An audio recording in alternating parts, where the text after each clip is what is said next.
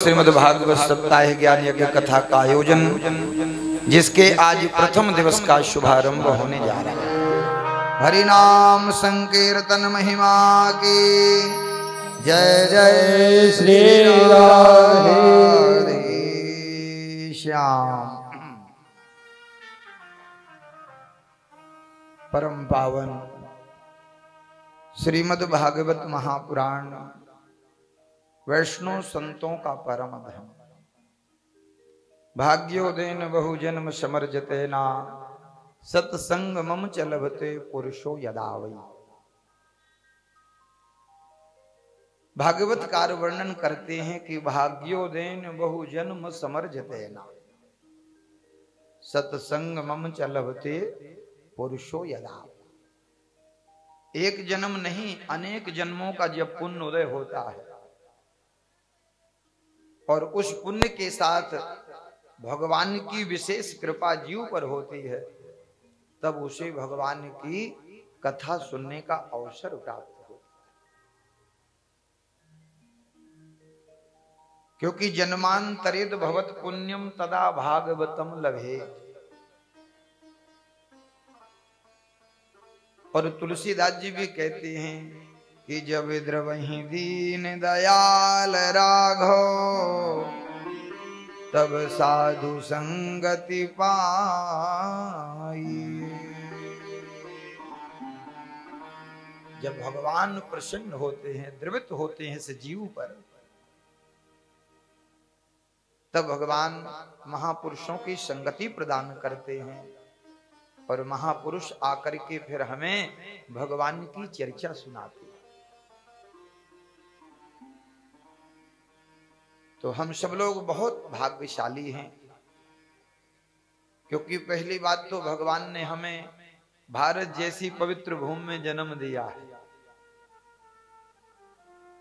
आज पूरा विश्व हमारे भारत की महिमा गा रहा है, और वो लोग जिनका खान पान पूर्णतः अपवित्र था, क्या खाना चाहिए क्या पीना चाहिए, और रिश्तों को तो ऐसे बदलते थे जैसे कोई कपड़ा बदलता है।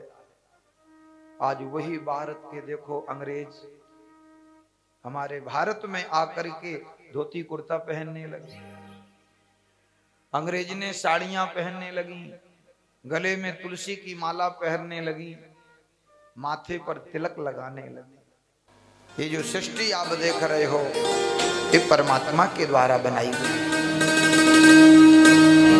उत्पत्ति करने के बाद भगवान विश्व का पालन करते हैं। आप देखिए, व्यक्ति भूखा उठता जरूर है, लेकिन संध्या होते होते भगवान हर जीव की व्यवस्था खाने की कर देते हैं। किसी भी योनि का जीव हो, हम लोग तो काम धंधे कर लेते हैं, लेकिन और जो जीव हैं ये तो काम भी नहीं करते, फिर भी भगवान इनके भोजन की देखो व्यवस्था करते। तो कहने का मतलब कि उत्पत्ति भी की और उसका पालन भी कर रहे हैं समय पर। जीव के 3 प्रकार के ताप होते हैं, दैहिक शरीर के द्वारा, दैविक देवताओं के द्वारा। समय पर वर्षा नहीं हो रही, वर्षा हो रही तो इतनी ज्यादा हो रही कि सब कुछ चौपट। और एक ताप है भौतिक, क्योंकि 3 प्रकृति के गुण हैं, रजोगुण, तमोगुण और सतोगुण। इन 3 गुणों का ही सारा खेल है। इसलिए संसार में आपको 3 गुणों के लोग मिलेंगे। कोई रजोगुण मिलेगा जिसकी खाने पीने में बड़ी रुचि होती है, पहनने ओढ़ने में। कोई तमोगुणी, छोटी छोटी बात में क्रोध गुस्सा करेगा। और कोई सतोगुण, अध्यात्म के मार्ग में भगवान का भजन करेगा, मंदिर में जाएगा, दान करेगा, माता पिता की सेवा करेगा। ये 3 गुण प्रकृति के। इसलिए व्यास जी कहते कि 3 प्रकार के ताप उस जीवात्मा के समाप्त हो जाते हैं जब वो भगवान सच्चिदानंद के चरणों का आश्रय करता है और कहता है कि हे प्रभु, मैं आपका हूं और आप मेरे हैं। अभी तो हम संसार को कह रहे कि आप हमारे हो। तो इतना कहने मात्र से उस जीव के तीनों प्रकार के ताप संताप भगवान नष्ट कर देते हैं। ऐसे भगवान श्री माने लक्ष्मी और श्री माने भगवती श्री राधा रानी। कृष्णस्तम भगवान स्वयं, कृष्ण माने साक्षात नारायण या नारायण साक्षात श्री कृष्ण, क्योंकि कृष्णम वंदे जगत गुरु। तो ऐसे श्री लक्ष्मी नारायण या ऐसे श्री राधा गोविंद के चरणों में वयम नुमः वयम नुमः। चौथी विभक्ति का यहाँ पर भगवान व्यास ने संबोधन कर दिया और बहुवचन का प्रयोग कर दिया कि हम अकेले नहीं, हम सब मिल करके श्री कृष्णाय वयम नुमः, श्री कृष्णाय वयम नुमः। ऐसे राधा गोविंद के चरणों में हम सब मिल करके प्रणाम करते हैं। बोलिए राधा गोविंद भगवान की जय हो। ये भागवत जी के महात्म के प्रथम अध्याय का ये प्रथम श्लोक है और उसकी भी व्याख्या विस्तार से नहीं करी, सूक्ष्म विधि से करी है। और ऐसे श्लोक भागवत जी में कितने हैं? 18,000 श्लोकों की ये संहिता है। द्वापर के अंत में भगवान ने उद्धव जी के सामने अपने वैष्णव तेज को श्रीमद् भागवत में प्रतिष्ठित किया है और कहा कि उद्धव, कलयुग में जो मेरी भागवत कथा को श्रवण करेगा उसे 7 दिन में ऐसा आभास हो जाएगा कि हम तो राधा गोविंद की गोद में खेल रहे हैं। इसलिए भागवत जी साक्षात भगवान का ही स्वरूप है। तेने अंबांगमयी मूर्ति प्रतीक्षाः वर्तते हरि, प्रतीक्षाः वर्तते हरि। तेने अंबांगमयी मूर्ति, भगवान श्री हरि का वांगमय स्वरूप श्रीमद् भागवत है। इसलिए इधर उधर की ज्यादा बातें नहीं हमें सुननी चाहिए। भागवत में जो बात बताई है वही सत्य विदित है, क्योंकि 17 पुराणों के बाद इनकी रचना हुई है। और वो भी देवर्षि नारद की प्रेरणा से भगवान व्यास ने बद्रिका आश्रम क्षेत्र में भागवत महापुराण की रचना की। जो बद्रीनाथ धाम गया होगा, माना गांव के ऊपर जहां से भगवती सरस्वती का उद्गम है, वहीं व्यास गुफा है। आज भी भागवत की पोथी वहां पर रखी है। और व्यास कोई और नहीं, भगवान के ही अवतार हैं। 24 अवतारों में भगवान वेद व्यास भगवान श्री नारायण की ही अवतार है। इसलिए श्रीमद् भागवत महापुराण से बढ़कर के कलयुग में कोई मुक्ति का साधन नहीं है, ऐसा भगवान व्यास कह रहे हैं। अन्य युगों में मुक्ति के साधन बहुत से थे, लेकिन कलयुग में श्रीमद् भागवत महापुराण ही जीव के मुक्ति का साधन है। क्योंकि भगवान की कृपा से ही ये सब संयोग बनते हैं। कितने समय से ये कह रहे थे महाराज, हम सोच रहे थे कथा का आयोजन, 4 महीने मेरे हिसाब से हो गए जब आप लोग हमारे पास गए थे। वृंदावन भी गए, बता रहे थे कई कथावाचकों से वहां भी बात हो गई, लेकिन हमारे ठाकुर जी को आना था भाई, दूसरा कैसे आ जाएगा। तो बहुत बहुत सबका साधुवाद, बहुत बहुत सबका स्वागत। तो ऐसे भगवान श्री राधा गोविंद के चरणों में हम सब लोग प्रणाम करते हैं। इसके बाद भगवान व्यास वर्णन करते हैं, नैमिषे क्षेत्रे ऋषिया शवन का दया। नैमिष क्षेत्र ये उत्तर प्रदेश में सीतापुर जिले के अंतर्गत है। नैमिषारण्य क्षेत्र अरण्य बोलते जंगल को, निमिष ब्रह्मा के मनोवय चक्र की निमिष जहां पर गिरी जिस अरण्य में, उस स्थान का ही नाम कालांतर में नैमिषारण्य पड़ा। वहां पर कहती ऋषिया सवन का दया, 88,000 ऋषि सौनक आदि जिनकी 10,000 वर्ष की दीर्घायु है, ऐसे तपस्वी महात्मा ये सब एकत्रित हुए। और उसी समय श्री सूत जी महाराज का आगमन हुआ।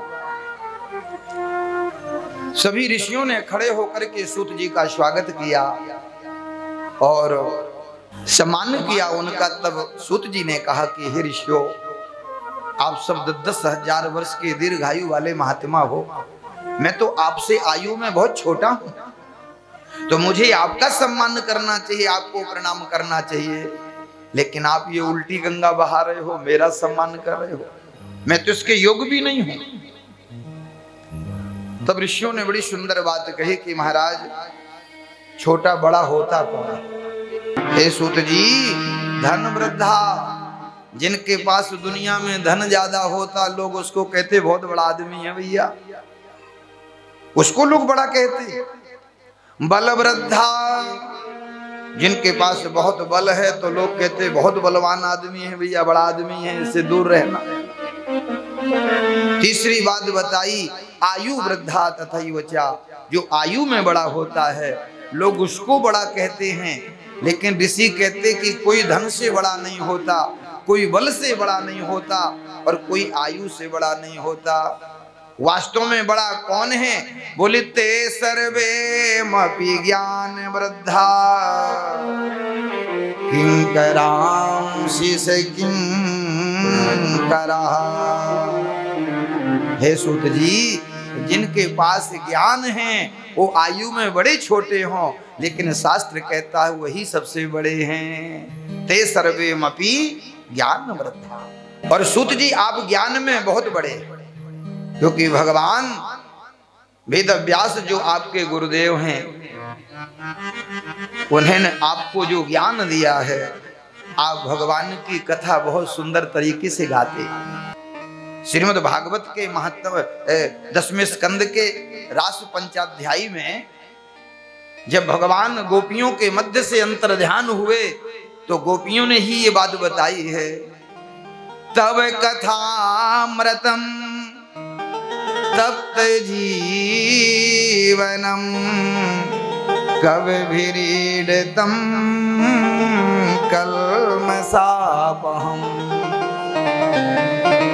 श्रवण मंगलम श्रीमदाततम भुविगणन्त ते भूरदा जनाः।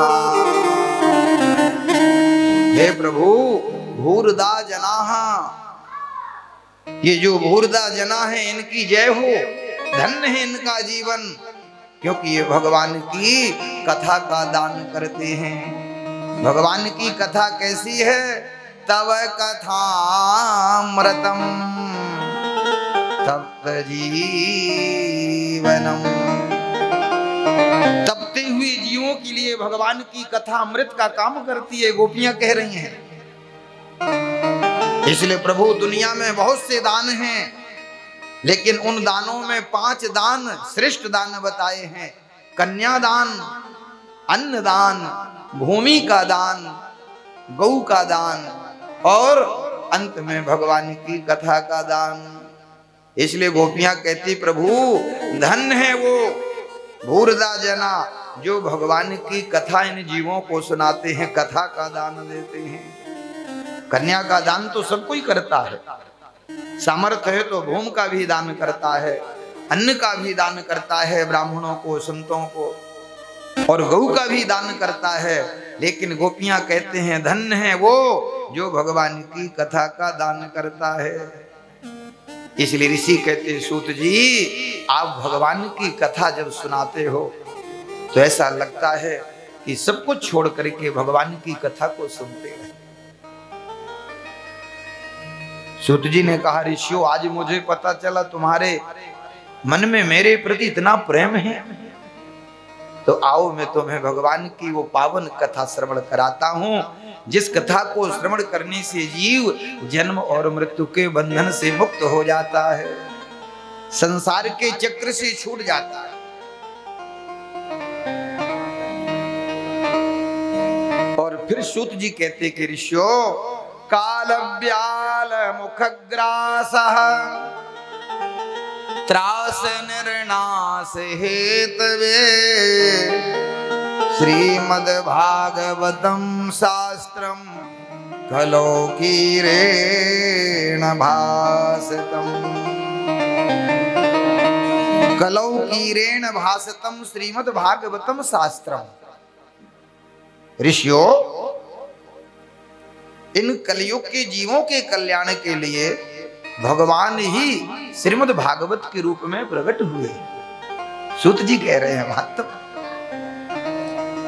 क्योंकि भगवान को पता था कि कलयुग जब आएगा तो कलयुग के लोग भजन के बड़े आलसी होंगे। तुलसीदास जी कहते ना कि राम नाम के आलसी और भोजन के होशियार। कथा में नहीं जाएंगे, लेकिन भंडारा पता चल जाए कब है तो देखो महाराज भीड़ टूट पड़ती है।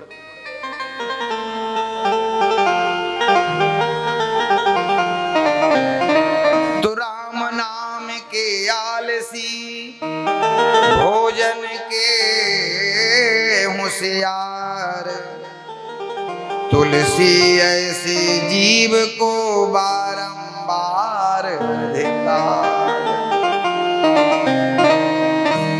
जिस परमात्मा ने हमें 84 योनियों से लाख योनियों से निकाल करके दिव्य मनुष्य शरीर दे करके भारत जैसी भूमि में भेजा है, उस भगवान के भजन को ये जीव भूल जाता है। इसलिए धिक्कार है इसके जीवन का।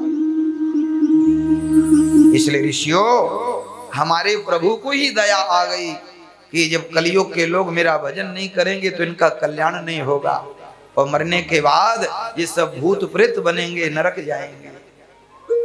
तो भगवान ही इन जीवों के कल्याण के लिए श्रीमद् भागवतम शास्त्रम कलौकीरेण भासितम। कलौकीरेण भासितम श्रीमद् भागवतम शास्त्रम। भगवान ही हम सब जीवों के कल्याण के लिए भागवत के रूप में प्रकट हुए।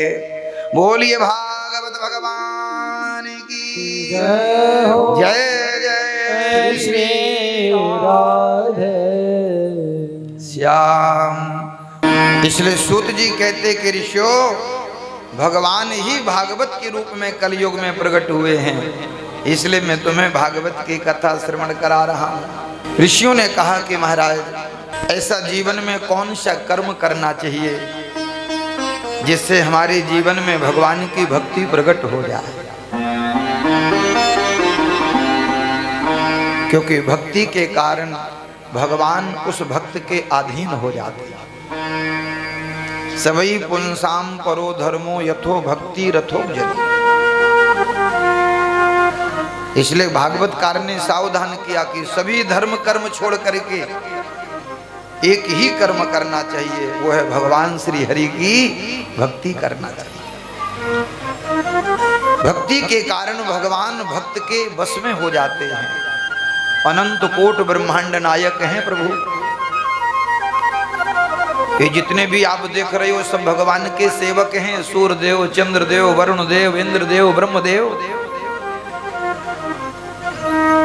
ये सब ऐसे हाथ जोड़े खड़े रहते कि भगवान हमें कुछ आज्ञा दें। और वही परमात्मा भक्ति के अधीन हो जाते हैं। वरना कोई ऐसा साधन नहीं है कि कोई भगवान को अधीन कर सके।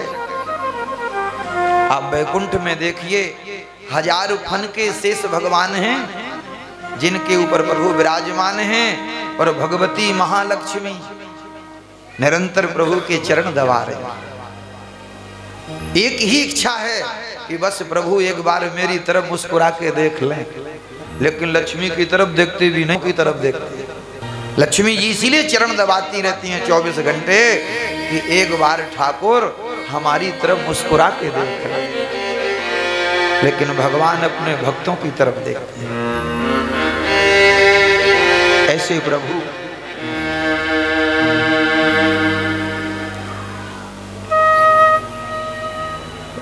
तो सुत जी कहते कि ऋषियों, सवई पुंसाम परो धर्मो यथो भक्ति रथो जतो। सबको छोड़ करके जीव को भगवान की भक्ति करना चाहिए, उस पर ध्यान देना चाहिए। अब बात यहाँ ये आती है कि यदि सब कुछ हम छोड़ देंगे फिर हमारे घर की व्यवस्था कौन करेगा? तो आप जिसकी भक्ति कर रहे हो, जब वो अनंत ब्रह्मांडों के जीवों का पालन पोषण कर रहे हैं, तो क्या आपके एक छोटे से घर को नहीं संभालेंगे? लेकिन प्रश्न उठता है, जी आप कहते हो भजन करो सब कुछ छोड़ करके, फिर कौन बच्चे पालेगा, कौन पैसे लाके देगा? तो आप वृंदावन में देखो महाराज, ऐसे ऐसे लोग हैं, उनका पालन पोषण कौन कर रहा है? निरंतर भगवान के भजन में ऐसी ऐसी व्यवस्थाएं महाराज की लाखों रुपया महीने में कमाने वाला व्यक्ति नहीं कर सकता, जैसी व्यवस्था ठाकुर जी उनकी कर रहे हैं। आज आप देखिए YouTube के माध्यम से, Facebook के माध्यम से हमारे वृंदावन के श्री प्रेमानंद जी बाबा, दोनों किडनी और 20-22 साल से ऊपर हो गया, मेडिकल साइंस भी फेल हो गया, वो भी कहता 2.5 साल, लास्ट 5 साल।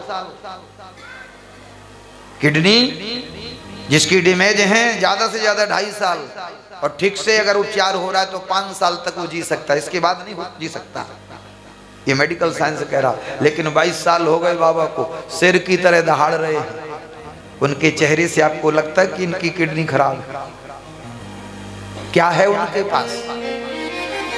लेकिन भगवान का नाम है उनके पास, भगवान की भक्ति है उनके पास, और भक्ति के कारण भगवान उसके वश में हो जाते हैं। अभी एक महापुरुष हमें वृंदावन में मिले, बड़े सिद्ध संत थे। वो कह रहे थे महाराज जी प्रेमानंद जी तो कब से इस दुनिया से कब चले गए थे? प्रेमानंद जी के अंदर जो आत्मा है वो श्री प्रिया जी की सखी की आत्मा वास कर रही है, श्री किशोरी जी की सखी की आत्मा वास कर रही है। इसलिए आज देखो उनके परिकर में 300 लोग हैं इस समय वर्तमान में, और जो उनके प्रश्नोत्तरी का उत्तर महाराज जी से दिलाते हैं, गोरे गोरे से नवल नांगरी दास जी, आपके पंजाब के होशियारपुर जिले से, अरबपति परिवार से हैं, इंडियन आर्मी में बहुत बड़े अधिकारी थे। लेकिन घर आए, माता पिता ने विवाह तय किया था, लड़की देखने जाना था, लेकिन महाराज जी को बहुत पहले से सुनते थे। हवाई जहाज से दिल्ली एयरपोर्ट उतरे, मोबाइल बंद करके सीधा वृंदावन चले गए। घर वाले बड़े परेशान। बाद में पता चला महाराज जी के यहाँ जाके शरणागति उन्होंने ली और कहा कि अनंत जन्मों से मैं भटक रहा हूँ, मेरे जन्म अनंत हुए हैं, ये मौका मुझे दिया है, परिवार के लोग फिर उसी बंधन में बांध रहे हैं। बाद में उनकी माता जी पता करके गई, खूब रोई, तो महाराज जी ने ही अनुमति दी कि महीने में एक बार अपनी माँ से बात जरूर करना, क्योंकि इसने 9 महीने तुम्हें गर्भ में रखा है, अगर ये नहीं होती तो ये दुनिया तुम्हें कौन दिखाता। इसलिए माँ को दुखी नहीं करना, जब तक जिंदा है उनसे आप बात करो और खूब राधा राधा राधा राधा करो। तो बड़े बड़े डॉक्टर इंजीनियर है महाराज उनके साथ में, जो सब बाबा जी बन गए। क्यों? क्योंकि ज्ञान इंद्री जब खुल जाती है तो ये संसार फिर महाराज फीका फीका लगता, क्योंकि आत्मा के मालिक तो परमात्मा। शरीर का पोषण दुनिया के लोग कर सकते हैं, शरीर के संबंध दुनिया से हो सकते हैं, लेकिन आत्मा का संबंध तो एक ही है, और वो ठाकुर से। इसका ज्ञान हो जाए तो कुछ छोड़ना नहीं पड़ता, भगवान अपने आप सब छुड़वा देता।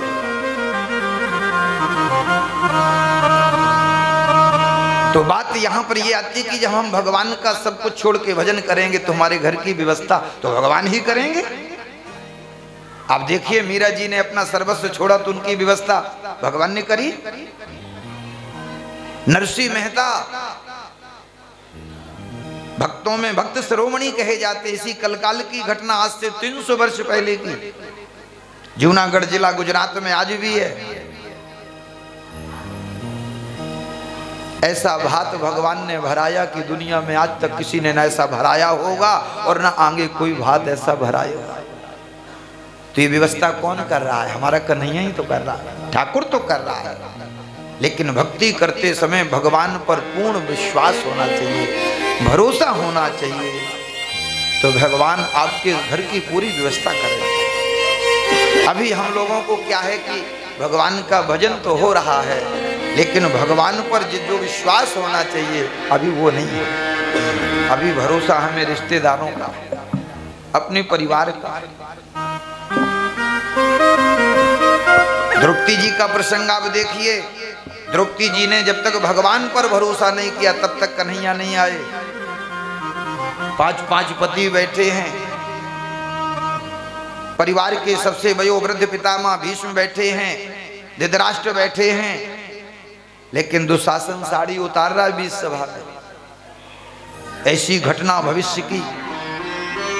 आज का कोई कमजोर से कमजोर पति भी होता और पत्नी के साथ ऐसा व्यवहार होता तो कुछ नहीं करता, तो पत्थर उठा के तो मार ही देता। लेकिन 5 पति ऐसे बलशाली। अर्जुन गांडीव की प्रतिंचा चढ़ा दे तो बड़े बड़े बलशाली योद्धा युद्ध छोड़ के भाग जाते थे। ऐसे 5 पति सामने बैठे, साड़ी नहीं, और द्रौपदी की लाज नहीं बचा पाए। क्यों? क्योंकि द्रौपदी जी को भगवान पर भरोसा था। भगवान पर भरोसा नहीं, अपने पतियों पर, परिवार पर भरोसा था। और वही द्रौपदी जी ने जब भगवान का आश्रय किया, अंबर से भेजी साड़ी,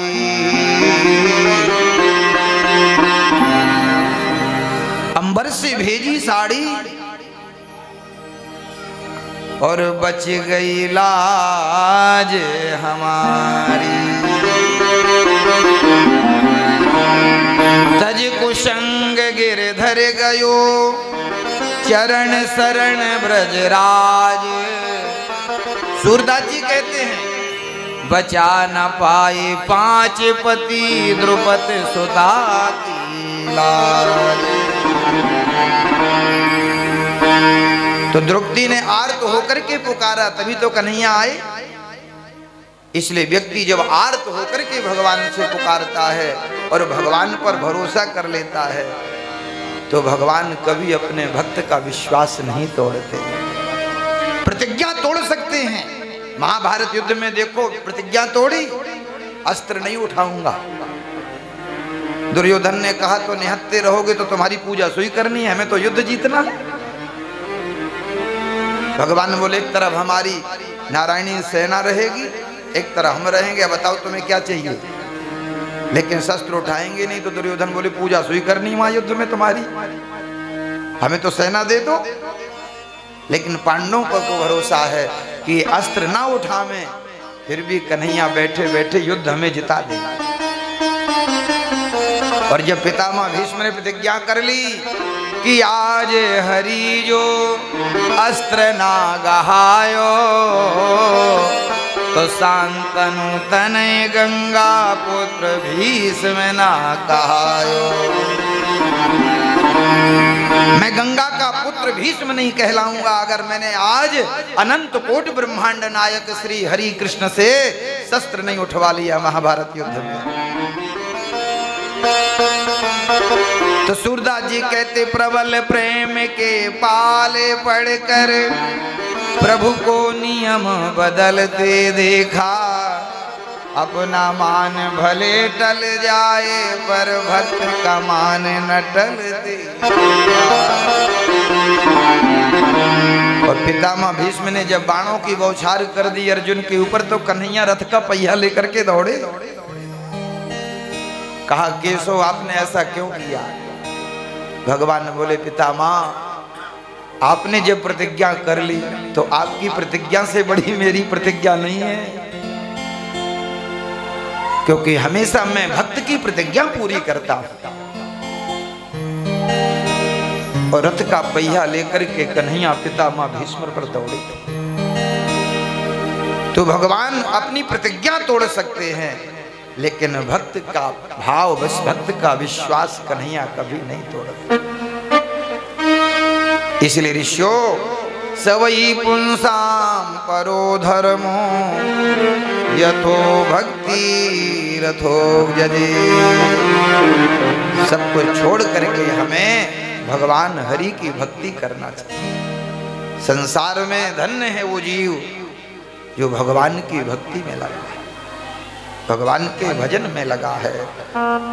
उस जीव की महिमा देवता भी गाते हैं देवलोक में कि हम स्वर्ग में लय रह करके भी भगवान का भजन नहीं कर पा रहे, भगवान की भक्ति नहीं कर पा रहे, जहां पर इतनी व्यवस्थाएं हैं। लेकिन ये भारत के रहने वाले लोग कितने पुण्यात्मा हैं, कितने भाग्यशाली हैं कि भारत जैसी भूमि में रह करके भगवान की भक्ति कर रहे, भगवान का भजन कर रहे। तो देवता हमारे इस पुण्य से, हमारी इस भक्ति से जलन होती उन्हें, क्योंकि देवताओं का स्थान बड़ा है, बाकी जो हम में व्यवहार है वही वो करते हैं। उनमें भी ईर्षा है, वो भी स्वार्थी हैं। तुलसीदास जी लिख रहे रामायण में, सुर नर मुनि सबकी यह रीति, सुर नर मुनि सबकी यह रीति, सुर नर मुनि सबकी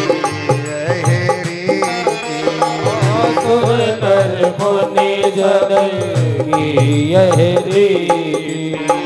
स्वार्थ लागे करहि सब प्रीति, स्वार्थ लागे करहि सब प्रीति, सुर नर मुनि सबकी यह रीति, सुर नर मुनि सबकी यह रीति। सुर नर ये देवता भी हम लोगों की तरह ही है, इन्हें भी जलन होती है, ये भी ईर्षा करते हैं जब कोई अच्छा काम करता है, लेकिन भगवान की भक्ति नहीं करते क्योंकि भोगों में ऐसे लिप्त रहते हैं। जब भगवान ने रावण का उद्धार किया तो ये सब देवता आके भगवान की स्तुति करते हैं और प्रार्थना करी कि प्रभु आपकी भक्ति में पहला अधिकार हमारा है, हम देवता परम अधिकारी, स्वारति रति प्रभु भगति विसारी। हे ठाकुर, आपकी भक्ति में हमारा प्रथम अधिकार है, लेकिन इस स्वर्ग के तुच्छ भोगों के स्वार्थ में पड़ करके हमने आपकी भक्ति को भूल गए, आपका भजन हमने छोड़ दिया। धन्य है ये पृथ्वी में रहने वाले भारत के लोग, हम स्वर्ग में रह करके आपकी भक्ति नहीं कर पा रहे और ये पृथ्वी में रह करके मृत लोक में रह के आपकी भक्ति कर रहे हैं, आपका भजन कर रहे हैं। तो देवताओं को अंदर अंदर जलन होती है,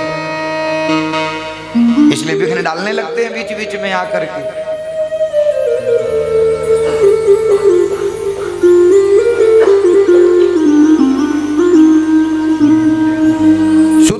कहा कि ऋषियों में तुम्हें भागवत की कथा सुना रहा हूं, भागवत की बहुत बड़ी महिमा है।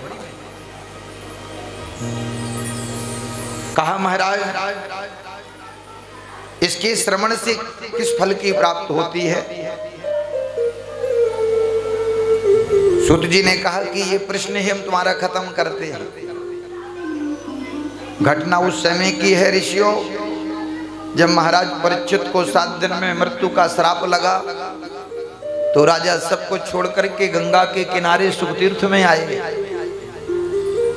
उसी समय राजा परीक्षित को कथा सुनाने के लिए सुखदेव भगवान पधारे और सुखदेव जी कथा सुना ही रहे थे। किनको? परीक्षित जी को। उसी समय घटना घटित हुई। सुधा कुंभम गृहीत्वैवा देवास्तत्र समागमन, देवास्तत्र समागमन। ऋषियों, स्वर्ग के देवता अमृत का कलश लेकर के गंगा के किनारे प्रकट हो गए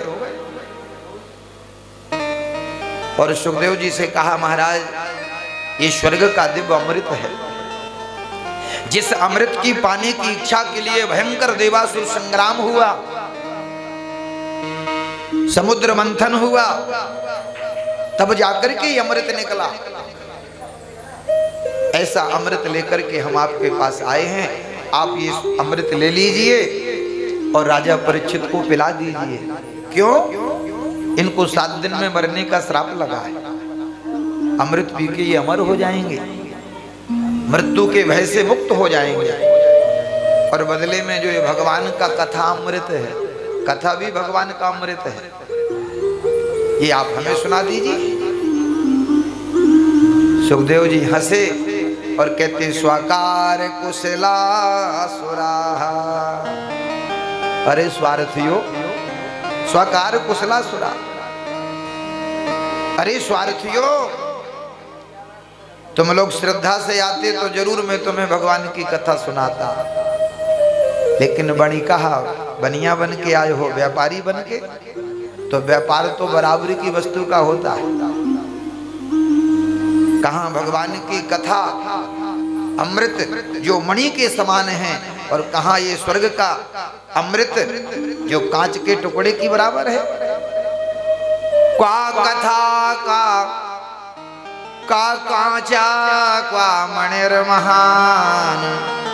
कहाँ कांच और कहाँ मणि, और कांच से मणि की बराबरी हो सकती है? बताइए। आपके पास कोई बहुमूल्य हीरा है और कोई कांच का टुकड़ा दे करके कह जी अपना हीरा हमें दे दो, तो उसी प्रकार से सुखदेव जी ने डांट के भगा दिया और कथा पान नहीं कराया। देवता सब ब्रह्मा के लोक में गए और कहा पितामह, हम जानना चाहते हैं भागवत की इतनी बड़ी महिमा क्यों है। हम स्वर्ग में रहते लेकिन हमें कथा के अधिकार से वंचित किया, और पृथ्वी लोक में रहने वाले ये मनुष्य झूठ बोलते, एक दूसरे से ईर्ष्या करते हैं, इन्हें भगवान की कथा सहज में प्राप्त हो जाती है। हम जानना चाहते ऐसा क्यों। ब्रह्मा जी ने कहा पहले भागवत की महिमा जाने।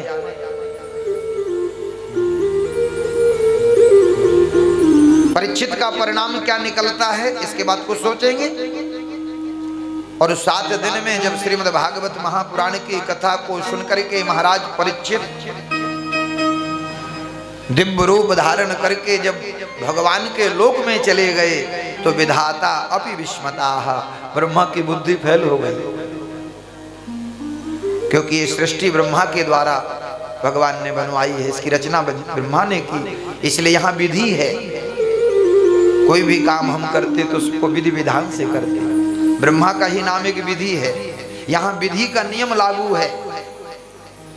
और विधाता ब्रह्मा के नियम में ये घोषणा कर दी कि जो पाप करेगा वो नरक जाएगा, बच नहीं सकता, पुण्य करेगा वो स्वर्ग जाएगा, भक्ति करेगा भगवान की वो वैकुंठ जाएगा। अब राजा ने ना तो पुण्य किया ना भक्ति करी, एक महात्मा के गले में मरा हुआ सर्प डाल दिया, ये तो महापाप है। तो इससे तो राजा को नरक जाना चाहिए। लेकिन भागवत कथा श्रवण करके भगवान के धाम को राजा चला गया, तो ब्रह्मा जी ने कहा भाई इसमें तो फिर हमें खोज करनी पड़ेगी, हमारा नियम फेल हो गया। तो महापुरुष कहते हैं कि भगवान की जो सत्ता है ना, वो राष्ट्रपति सत्ता की तरह है। जैसे एक भारतीय कानून है, आपने कोई अपराध किया तो भारतीय कानून सजा दे सकता है। आपने किसी की हत्या कर दी तो भारतीय कानून का विधान है, वो चाहे तो आपको फांसी की सजा, मृत्युदंड की सजा दे सकता है। लेकिन भारतीय कानून से ऊपर एक राष्ट्रपति का स्वतंत्र अधिकार है। अगर आपने दया याचिका लगा दी और राष्ट्रपति चाहे तो आपको फांसी की सजा से, मृत्यु की सजा से बचा सकता है। मान लिया कि ब्रह्मा के विधान में ऐसा है कि जो पाप करेगा नरक जाएगा, लेकिन ब्रह्मा से ऊपर भी एक विधान हमारे श्री ठाकुर जी का है। जिसने कभी भजन भी ना किया हो, पुण्य ना किया हो, दान ना किया हो, और ठाकुर जी को आरत होकर के पुकारे कि प्रभु मैं आपका हूँ, आप हमारे हो, भगवान इसी में रीझ जाते। और ऐसे पापी को भी भगवान अपना दिव्य धाम दे देते। क्योंकि वो परम दयालु है। तो ब्रह्मा जी ने भागवत की तुलना करी, तराजू मंगा करके एक तरफ भागवत जी को रखा, एक तरफ दुनिया के जितने भी धर्म कर्म है सबको रखा गया। और जैसे तौलना चाहा तो भागवत जी जिसमें विराजमान है वो पल्लू नहीं उठा। अब तो विधाता ब्रह्मा जी को बड़ा आश्चर्य हुआ। तब आकाशवाणी हुई कि ब्रह्मा जी आप जिसकी तुलना कर रहे हो ये कोई पुस्तक किताब नहीं है। तेने अम्बांगमयी मूर्ति प्रतीक्षा वर्तते हरि। जिस भागवत की आप तुलना करना चाहते हो ये साक्षात भगवान श्री हरि का वांगमय स्वरूप है। और आप ही बताइए क्या भगवान की कोई तुलना कर सकता है? आज देवताओं को भागवत की महिमा का ज्ञान हुआ कि भागवत साक्षात भगवान श्री हरि का वांगमय स्वरूप है। बोलिए भागवत भगवान की जय हो। जय जय श्री राधे। इस प्रकार से भागवत की महिमा का वर्णन किया। तब ऋषियों ने कहा महाराज जब भागवत की इतनी बड़ी महिमा है तो इसको 7 दिन में ही क्यों सुनते हैं? ये विधान किसने लागू किया? तब सूत जी कहते ये 7 दिन का विधान देवर्षि नारद ने जब कथा सुनी ना सनत कुमारों के द्वारा हरिद्वार में गंगा के किनारे, तभी से 7 दिन का नियम लागू हो गया। ऋषियों ने कहा महाराज जी नारद जी 2 घड़ी से कहीं ज्यादा रुकते नहीं। 24 मिनट की एक घड़ी होती, 2 घड़ी 48 मिनट। और ऐसे देवर्षि नारद जी ने 7 दिन एक जगह बैठ के भागवत कथा को श्रवण किया। ये बात हमारे समझ में नहीं आ रही। और अगर ये बात सत्य है तो हमें ये प्रसंग विस्तार से श्रवण कराओ। तब सूत जी वर्णन करते कि ऋषियों सावधान होकर के सुनो। एकदा विशालायाम चत्वार हर्षयो मला सत्संगार्थो समायातुं तत्र सोस्त्र नारदः। हे ऋषियों एकदा एक बार विशालायाम चत्वारा ऋषियो मला, विशालापुरी जिसको हम लोग आज बद्रीनाथ धाम कहते हैं, पूर्व काल में बद्रीनाथ धाम का ही नाम बद्री विशाल था। आज भी लोग बोलते बद्री विशाल, क्योंकि 12 पुराण के 49वें अध्याय में एक काशी के राजा हैं महाराज विशाल सूरवंशी, इनका चरित्र आया है। युद्ध में परास्त हो गए थे, आत्महत्या करने गए। बुद्धि ने कहा तुम क्षत्रिय हो, क्षत्रियों को जीवन में हार और जीत तो होती रहती है, इसलिए मरना जीवन का समाधान नहीं है। तो बद्रीनाथ धाम में जाके इन्होंने तप किया और भगवान प्रसन्न हुए। भगवान ने कहा वरम बुरियात, वरदान मांगो। कहा कि प्रभु मैं राज्य से मेरा चला गया। भगवान बोले तुम्हें राज्य भी वापस मिलेगा, और आज से तुमने यहाँ पर तप किया है इस धाम में, इसलिए आज से ये धाम तुम्हारे नाम से दुनिया के लोग जानेंगे। उनका नाम महाराज विशाल था, तभी से बद्रीनाथ धाम बद्री विशाल के नाम से जाने गए। बोलिए बद्री विशाल भगवान की जय हो। तो विशालायाम चत्वार हर्षयो मला सत्संगार्थ समायातुं तत्र सोस्त्र नारदः। आज इसी विशालापुरी में ब्रह्मा जी के 4 पुत्र जो मानस पुत्र हैं, सनक, सनंदन, सनातन, सनत कुमार, ये विचरण कर रहे थे। किसके लिए? सत्संगार्थ समायातुं, भगवान की कथा सुनने के लिए, जैसे आप लोग बैठ के सुन रहे हैं। ये भी भगवान के कथा के बहुत प्रेमी रसिक हैं। देखने में 5-5 वर्ष के बालक से लगते हैं, लेकिन पंच हाय न संयुक्ता पूर्वे सामपि पूर्वजा। सूत जी कहते हैं पूर्वजों के पूर्वज, लेकिन 5-5 वर्ष के बालक जैसे दिखते हैं। ब्रह्मानंद सदा लय लीना, देखत बालक बहु कालीना। 5-5 वर्ष जैसे बच्चे लगते। भगवान की कथा के लिए विचरण कर रहे थे कि कोई भगवान की कथा सुनाने वाला मिल जाए या सुनने वाला मिल जाए तो हम उसको सुना दें। तो तद्र सुस्तद्र नारदा, इन्होंने नारद जी को देखा, नारद जी भागे चले जा रहे। आवाज दी, कथम ब्रह्मादीन मुखः कुतश्चिंता करो भवान, कुतश्चिंता करो भवान। हे मुनीश्वर, हे देवर्षि नारद, आवाज लगाई जैसे तो नारद जी ने पीछे मुड़ के देखा कि हमें कौन बुला रहा है भाई। पीछे मुड़ के देखा तो मानस पुत्र खड़े।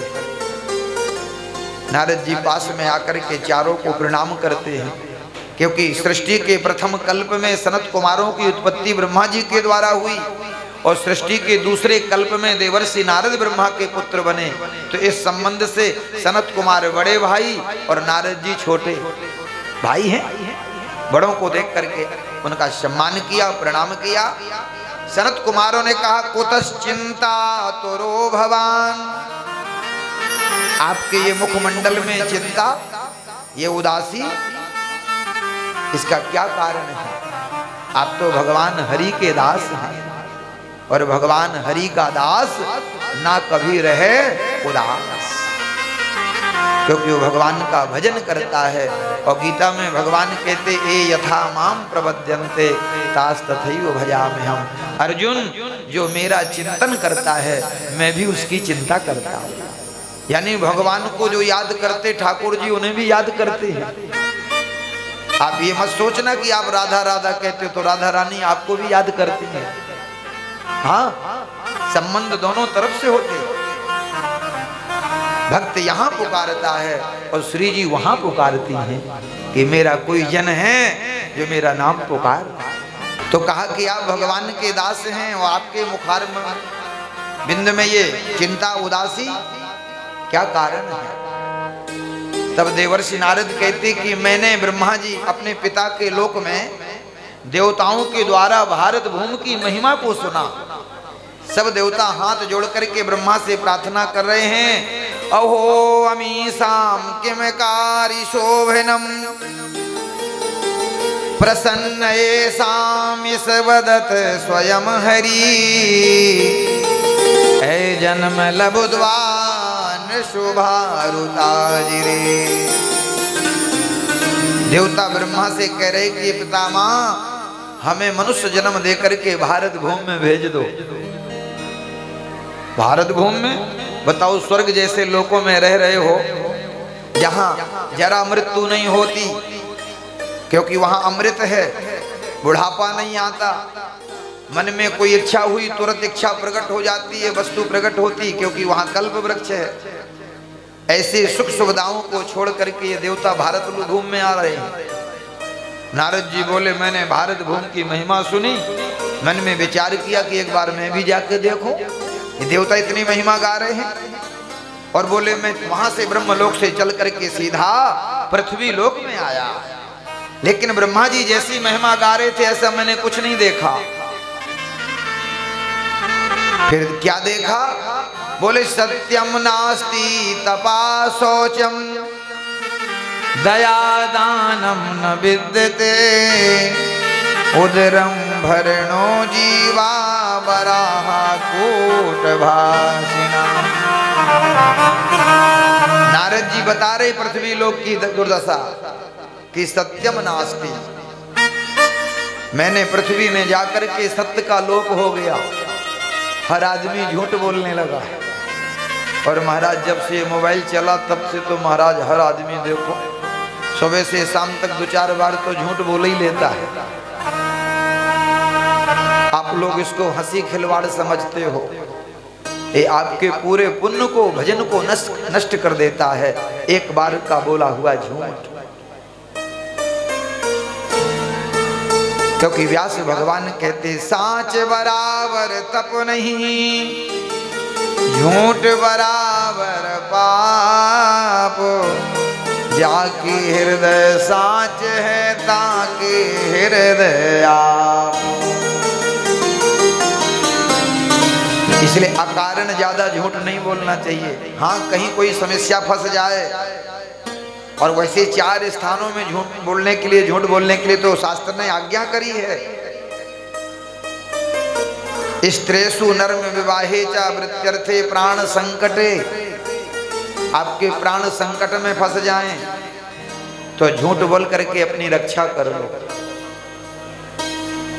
स्त्रेषु, स्त्री से व्यवहार करते समय थोड़ा मोड़ा बोलना पड़े तो कोई बात नहीं, क्योंकि माताएं हैं महाराज, हमेशा मांग करती रहती हैं, डिमांड, ये चाहिए वो चाहिए। मत लाना, लेकिन उस समय बोल दो, क्योंकि रोटी खा रहे हो, नहीं रोटी बंद हो जाएगी। हाँ ठीक है, अगले महीने ला दूंगा। स्त्रीषु नर्म विवाहे च, नर्म विवाहे, कन्या के विवाह में, किसी कन्या का विवाह हो रहा, आपसे कोई पूछे कि आपके पड़ोस में चावला जी रहते, उनकी कन्या कैसी, तारीफ कर दो जी, बहुत बढ़िया है। कभी घर से नहीं निकलती, संस्कार तो ऐसा कूट कूट के भरा है कि पूछो ही मत। तो कम से कम उसका विवाह हो जाएगा आपके झूठ बोलने से। और आपने अगर कहीं कह दिया कि रात के 12 बजे घूम के आती है, दिन भर मोबाइल चलाती है, तो आपने तो सही बोला ना, लेकिन आपका सही उस कन्या के विवाह में विघ्न डाल देगा। इसलिए ऐसा सत्य मत बोलो। तो स्त्रेषु नर्म विवाहे च वृत्यर्थे प्राण संकटे गौ ब्राह्मण हिंसाया। गौ माता की रक्षा के लिए, ब्राह्मणों की रक्षा के लिए अगर झूठ बोलना पड़े तो ये झूठ झूठ नहीं है। 4 जगह शास्त्र ने आज्ञा करी है, और इसके बाद अगर हम बोलते हैं वो झूठ ही है। और झूठ बहुत बड़ा पाप है। ये हमारे पूरे भजन को नष्ट कर देता है, हमारे दान पुण्य को सबको नष्ट कर देता है। इसलिए अकारण ज्यादा झूठ नहीं बोलना चाहिए। महाराज हरिश्चंद्र का इतिहास आप पढ़िए, सत्य का निवाहन किया, अपना पूरा राज्य दे दान कर दिया, यहाँ तक कि काशी में जाकर के पत्नी को बेच दिया, लेकिन झूठ नहीं बोले। खुद बिक गए। मणिकर्णिका घाट में कालू डोम के यहाँ रखवाली करी, उन्होंने मजदूरी करी, लेकिन झूठ नहीं बोले, सत्य का अनुसरण किया। एक दिन राजा हरस चंद घर कंचन भरे खजाना, एक दिन पानी भरो डोम घर वास की हो समसाना। एक दिन राजा हरिश्चंद्र घर कंचन भरे खजाना, सोने की खान, और एक दिन पानी भरो डोम घर बासिकियो समसाना। समसान में रहते हैं, लेकिन झूठ नहीं बोले। आज हम लोग झूठ को कुछ समझे ही नहीं, इसलिए अकारण झूठ नहीं बोलना चाहिए। हाँ, कहीं कोई बात फंस जाए आप झूठ बोल लो, लेकिन आप 24 घंटे झूठ, ये बहुत बड़ी हानि कर रहे हो अपने जीवन की, बहुत बड़ी हानि। इसका जब हिसाब होगा माई बाप, तो आंसू बहा बहा के हम रोएंगे। तो नारद जी कहते सत्यम नास्ति तपा शौचम दया दानम न विद्यते उदरम भरणो जीवा वराह कोट भाषिणा। सत्यम नास्ति, सत्य का नाश हो गया। तपा शौचम, लोगों में तपस्या नहीं रही। आप पहले के समय के लोगों को देखो महाराज, गांव में रहते थे, सर्दी में भी एक एक कपड़ा में जीवन व्यतीत कर लेते थे, और काम कितना करते थे। लेकिन आज हमसे ज्यादा मेहनत नहीं होती, क्योंकि हमने सुख सुविधाओं के कारण अपने शरीर को आलसी बना दिया। इसकी ही बात मानते हैं, ये मन से जो कहता है वही करते हैं। अब इसका मन हुआ कि आज रोटी नहीं बनना है, तो बोले क्या, बोले छोले भटूरे का ऑर्डर करो। अब मन तुरंत बुद्धि से कहता कि लाओ मोबाइल उठाओ, बुक करो, आजकल तो ऑनलाइन व्यवस्था है। लेकिन पहले के लोग अपने मन को कंट्रोल करते थे। मन ने कहा छोले भटूरे, बुद्धि तुरंत डांट देती थी, छोले भटूरे खाएगा, घर की दाल रोटी नहीं खाएगा, डांट देते थे। तपा शौचम, लोगों में तपस्या नहीं रही, घरों में शौचम पवित्रता नहीं रही। क्योंकि आजकल देख लो आप लोग, घरों में जो जूता चप्पल कभी दरवाजे के बाहर हुआ करते थे, आज वही जूता चप्पल जहां अन्नपूर्णा भंडार है, रसोई, वहां पहुंच गई हैं। बोलो राधे राधे। पहुंच गई ना। बड़े बड़े घरों में हम देखते महाराज, जो जूता चप्पल घर के बाहर उतारे जाते थे, आज वही जूता चप्पल रसोई में पहुंच गए हैं। और कहते महाराज ये रसोई की चप्पल है, अलग है। चप्पल भी कोई अलग होती महाराज, चप्पल तो चप्पल ही है। तो लोगों के घरों में पवित्रता नहीं रही। दया दानम न विद्यते, नारद जी कहते लोगों में दया नहीं रही, हमेशा अपने बारे में सोचते। अरे अपने बारे में सोचो, लेकिन बाहर कोई जीव जंतु भूखा प्यासा है, कम से कम उसके बारे में भी सोचो। भगवान ने तुम्हें मानव बना करके भेजा है, और मानव का पहला लक्षण है दया। ये उसका गहना है। अगर मनुष्य के अंदर दया नहीं तो मनुष्य किस बात का। यूं भरने को तो दुनिया में पशु भी पेट भरते हैं, पथिक जो बांट के खाए उसे इंसान कहते। अपना पेट तो महाराज पशु पक्षी भी भर लेते, लेकिन जो दूसरों को खिला करके खाता है वो मनुष्य है। राक्षस ऐसा करता है कि वो खुद खाता है और छीन लेता दूसरे का, लेकिन हम लोग तो मनुष्य हैं। ऋषि मुनियों की परंपरा में भगवान ने हमें जन्म दिया है, इसलिए हमारे गोत्रों के आगे देखो किसी न किसी ऋषि का नाम आता है।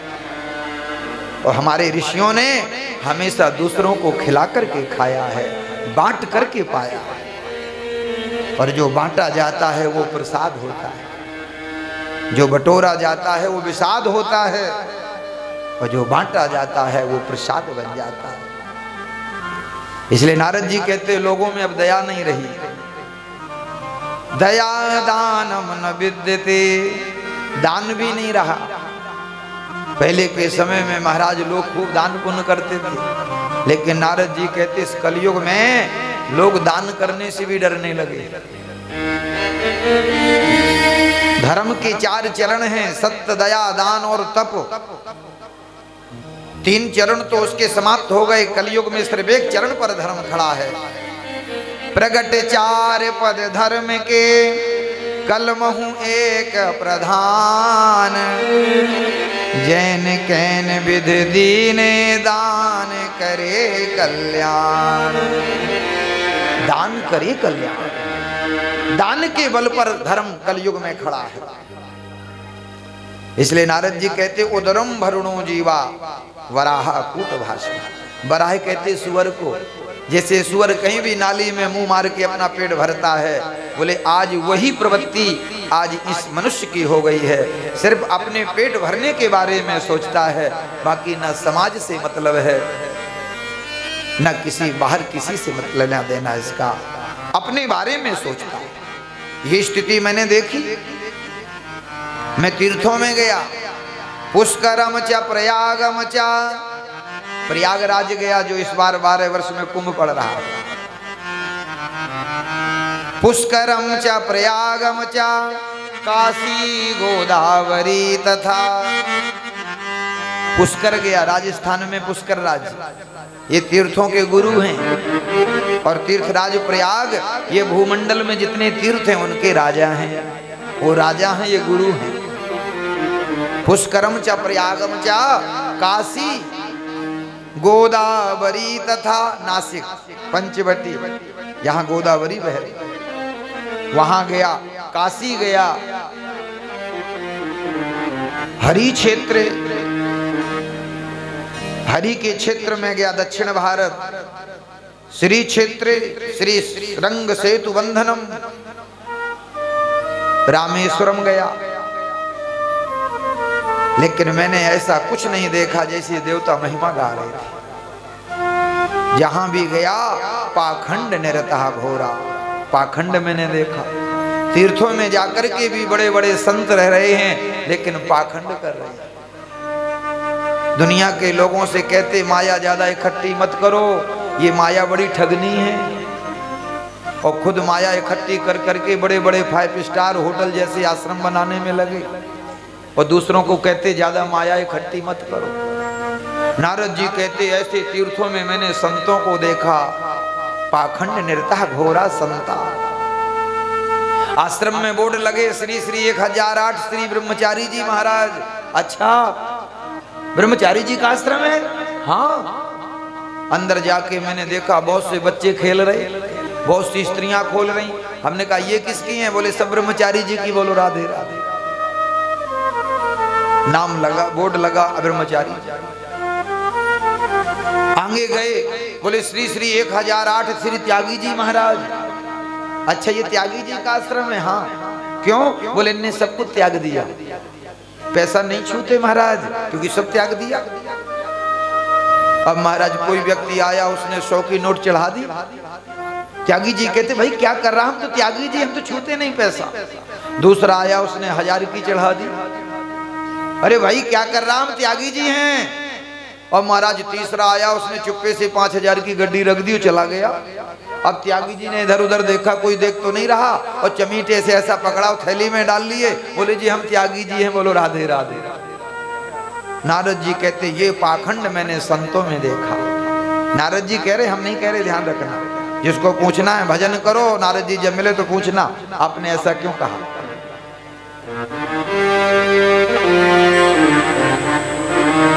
चार आश्रमों की महिमा शास्त्रों ने बताई है। 5 वर्ष से 25 वर्ष तक ये ब्रह्मचर्य आश्रम, 25 वर्ष के बाद माता पिता गुरु की आज्ञा लेकर के विवाह करो, फिर गृहस्थ आश्रम में जाओ। 25 वर्ष तक गृहस्थ आश्रम में रहो, बेटा हो बेटी हो, शास्त्र कहते हैं। और 50 वर्ष जैसे पूरे हों, एक आमन बामन बन के हो, क्योंकि संसार को छोड़ के जाना है। अब भजन कब करेंगे? तो बोले एकांत में जाके भगवान का भजन करो, और प्रभु से कहो नाथ अनंत जन्मों से मैं आपसे दूर होकर के बिछुड़ रहा हूँ, संसार में भटक रहा हूँ, कब कृपा करोगे? इसलिए 25 वर्ष तक किसी महापुरुष के सन्निधि में रह करके खूब भगवान का नाम जप करो, संयम से रहो। और जब 75 वर्ष की आयु हो जाए तब किसी महापुरुष से सन्यास लो। चौथा आश्रम सन्यास आश्रम, तीसरा वानप्रस्थ आश्रम, दूसरा गृहस्थ आश्रम, और पहला ब्रह्मचर्य आश्रम। ये 4 आश्रमों की परंपरा हमारे यहाँ शास्त्र में। तो नारद जी कहते ब्रह्मचारियों को देख लिया, सन्यासियों को देख लिया, वानप्रस्थियों को देख लिया, सब में गड़बड़। अब हमने सोचा कि इन गृहस्थियों को और देख लें, अब हम लोगों का नंबर आया। नारद जी बोले भगवान गृहस्थ आश्रम की बड़ी महिमा गा रहे हैं, गीता में भी अर्जुन से कह रहे हैं, और प्रहलाद जी के चरित्र में भी 7वें स्कंद में गृहस्थ आश्रम का वर्णन कर रहे हैं कि प्रहलाद जी धन्यो गृहस्थ आश्रमा, वह गृहस्थ आश्रम धन्य है जो गृहस्थ में रह करके पत्नी बच्चों के साथ मेरा भजन करता है, मेरी भक्ति करता है। ऐसा गृहस्थ आश्रम उसके लिए बंधन का कारण नहीं बनता। भगवान कहते ऐसे गृहस्थ में रह करके भी मैं उसको साधु बना देता हूँ, और एक दिन वो गृहस्थ आश्रम से मुक्त हो जाता है, ये भगवान कह रहे हैं। तो नारद जी कहते मैंने गृहस्थियों के यहाँ गया, और वहां मैंने जाके क्या देखा? बोले तरुणी प्रभुतागे श्याल को बुद्धिदायका, कन्या विक्रीणाम लोभाद दंपती नाम च कल्किनम। नारद जी कहते तरुणी प्रभुतागे है, तरुणी कहते बहू को। ये बच्चे लोग बोले माता पिता की सेवा तभी तक करते जब तक विवाह नहीं होता। नारद जी कह रहे, और जैसे विवाह होता वो बहू घर में आती, अब सास की नहीं चलती है, बहू की चलती है। तरुणी प्रभुता गए है, उसकी प्रभुता घर में चलती है। और वही बेटा जिसको जन्म माँ ने दिया है कि ये बुढ़ापे की मेरी लाठी बनेगा, मेरा सहारा बनेगा, वही बेटा उस बहू की बात मानता है, जन्म देने वाली माँ की बात नहीं मानता। इसलिए आज देख लो, बहू के कहने पर वही बेटा अपने बूढ़े माता पिता को वृद्धाश्रम में भेज रहा है, वृद्धाश्रम में भेज रहा है। उस नालायक से कहो जिस मैया ने तुम्हें 9 महीने अपने गर्भ में रखा है, जन्म दिया, बेचारी खुद भूखी रही, लेकिन तुम्हें भोजन की व्यवस्था करके दी। कई बार ऐसी स्थिति बिगड़ जाती, बेटा मांगता है, उसके पास नहीं होते, और पिता से मांगती तो वो भी नहीं देता, तो बच्चों के लिए वही माँ अपने पति से लड़ जाती है, नहीं जी आपको तो पप्पू को देना पड़ेगा। आज वही माँ जब बुढ़ापे में 2 रोटी के सहारे के लिए बहू और बेटा की इच्छा करती है, तो वही नालायक बेटा अपनी पत्नी की बात मान करके उसी बूढ़ी मैया को वृद्धाश्रम में छोड़ाता है। अब आप ही बताओ, ये समझदारी है? उससे पूछो कि माँ को भेज के आया वृद्धाश्रम में, पत्नी को क्यों नहीं छोड़ाया? पत्नी को छोड़ाता वृद्धाश्रम में, मैया को अपने पास रख लेता। तो कहते कि माता पिता की सेवा तभी तक ये बच्चे करते जब तक विवाह नहीं होता, और विवाह होने के बाद फिर पत्नी की बात मानी जाती, माता पिता की बात नहीं मानी जाती। घर में बड़े बूढ़े माता पिता बैठे हैं तो बेटा उनसे सलाह नहीं लेता। कोई काम करेगा, व्यापार करेगा, तो बोले श्याल को बुद्धिदायका। ससुराल टेलीफोन करता है, और ससुराल से ससुर साहब जो कहेंगे, सासू माँ जो कहेंगी, बड़े साले साहब जो कहेंगे वही घर में होगा। बड़े भैया बैठे हैं, माता पिता बैठे, उनसे सलाह नहीं लेता। किससे सलाह लेता है? श्याल को बुद्धिदायका। नारद जी कह रहे ऐसा हो रहा गृहस्थियों के यहाँ।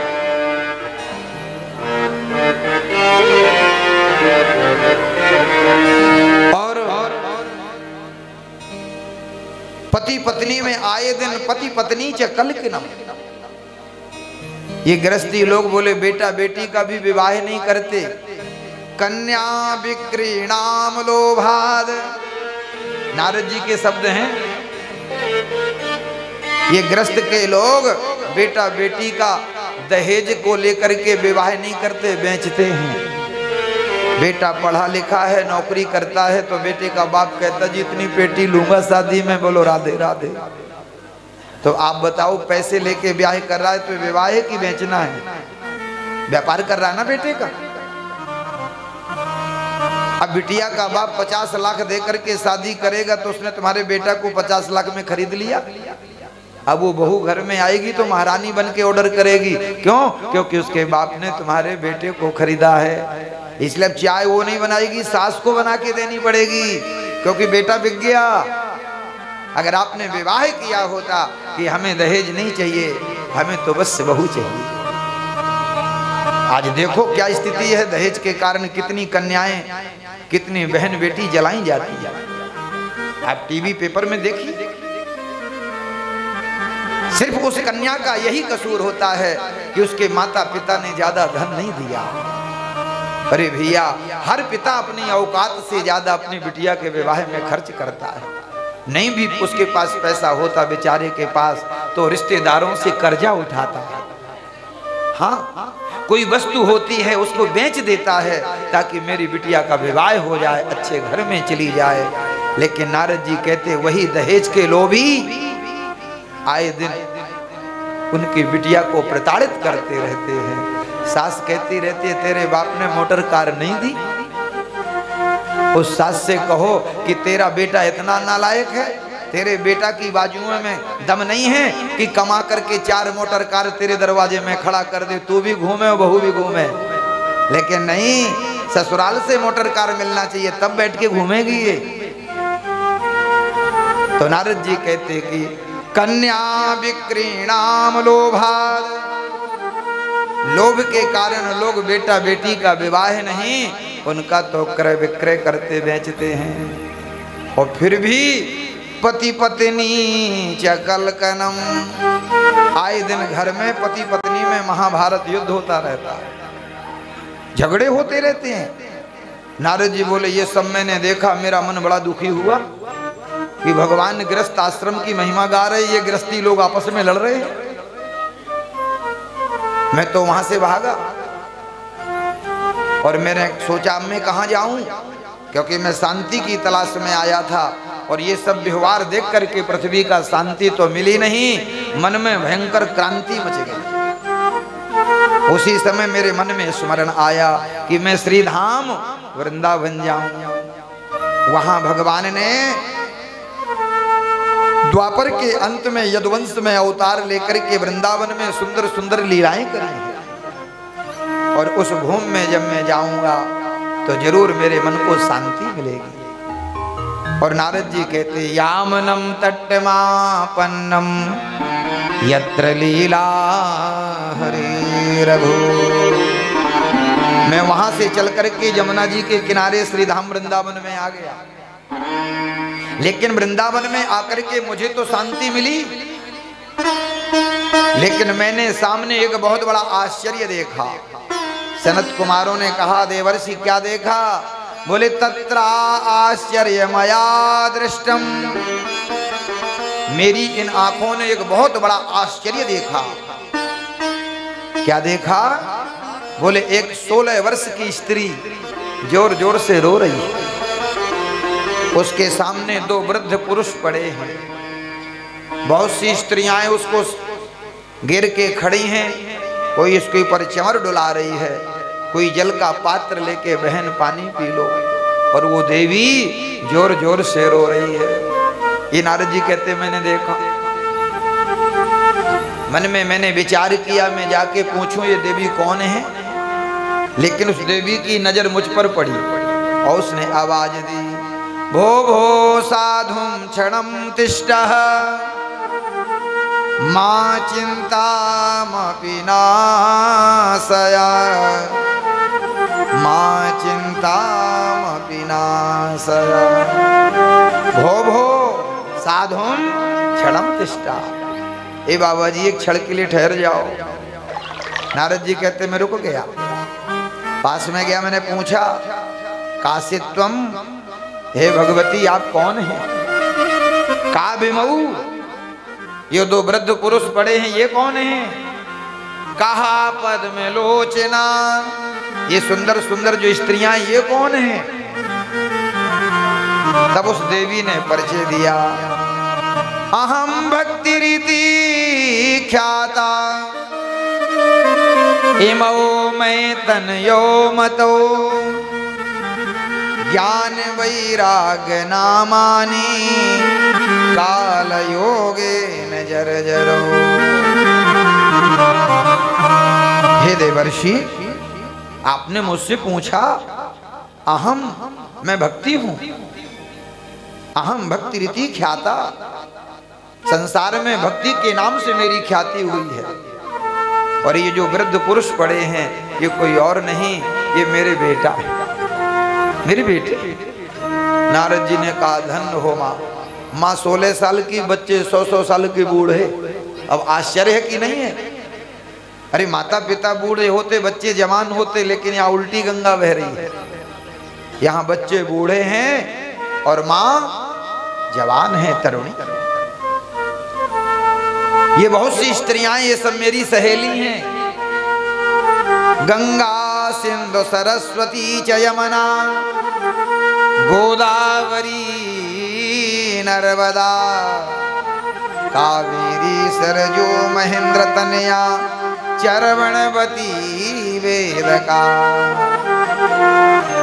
कोई गंगा है, कोई यमुना है, कोई सरस्वती है, कोई तुंगभद्रा, ये सब नदियां मेरी सहेली हैं। भक्ति महारानी की ये सब सहेली है। ये आपकी दुर्दशा हुई कैसे? बोले काल योगे न जर जरो, कलयुग के प्रभाव के कारण।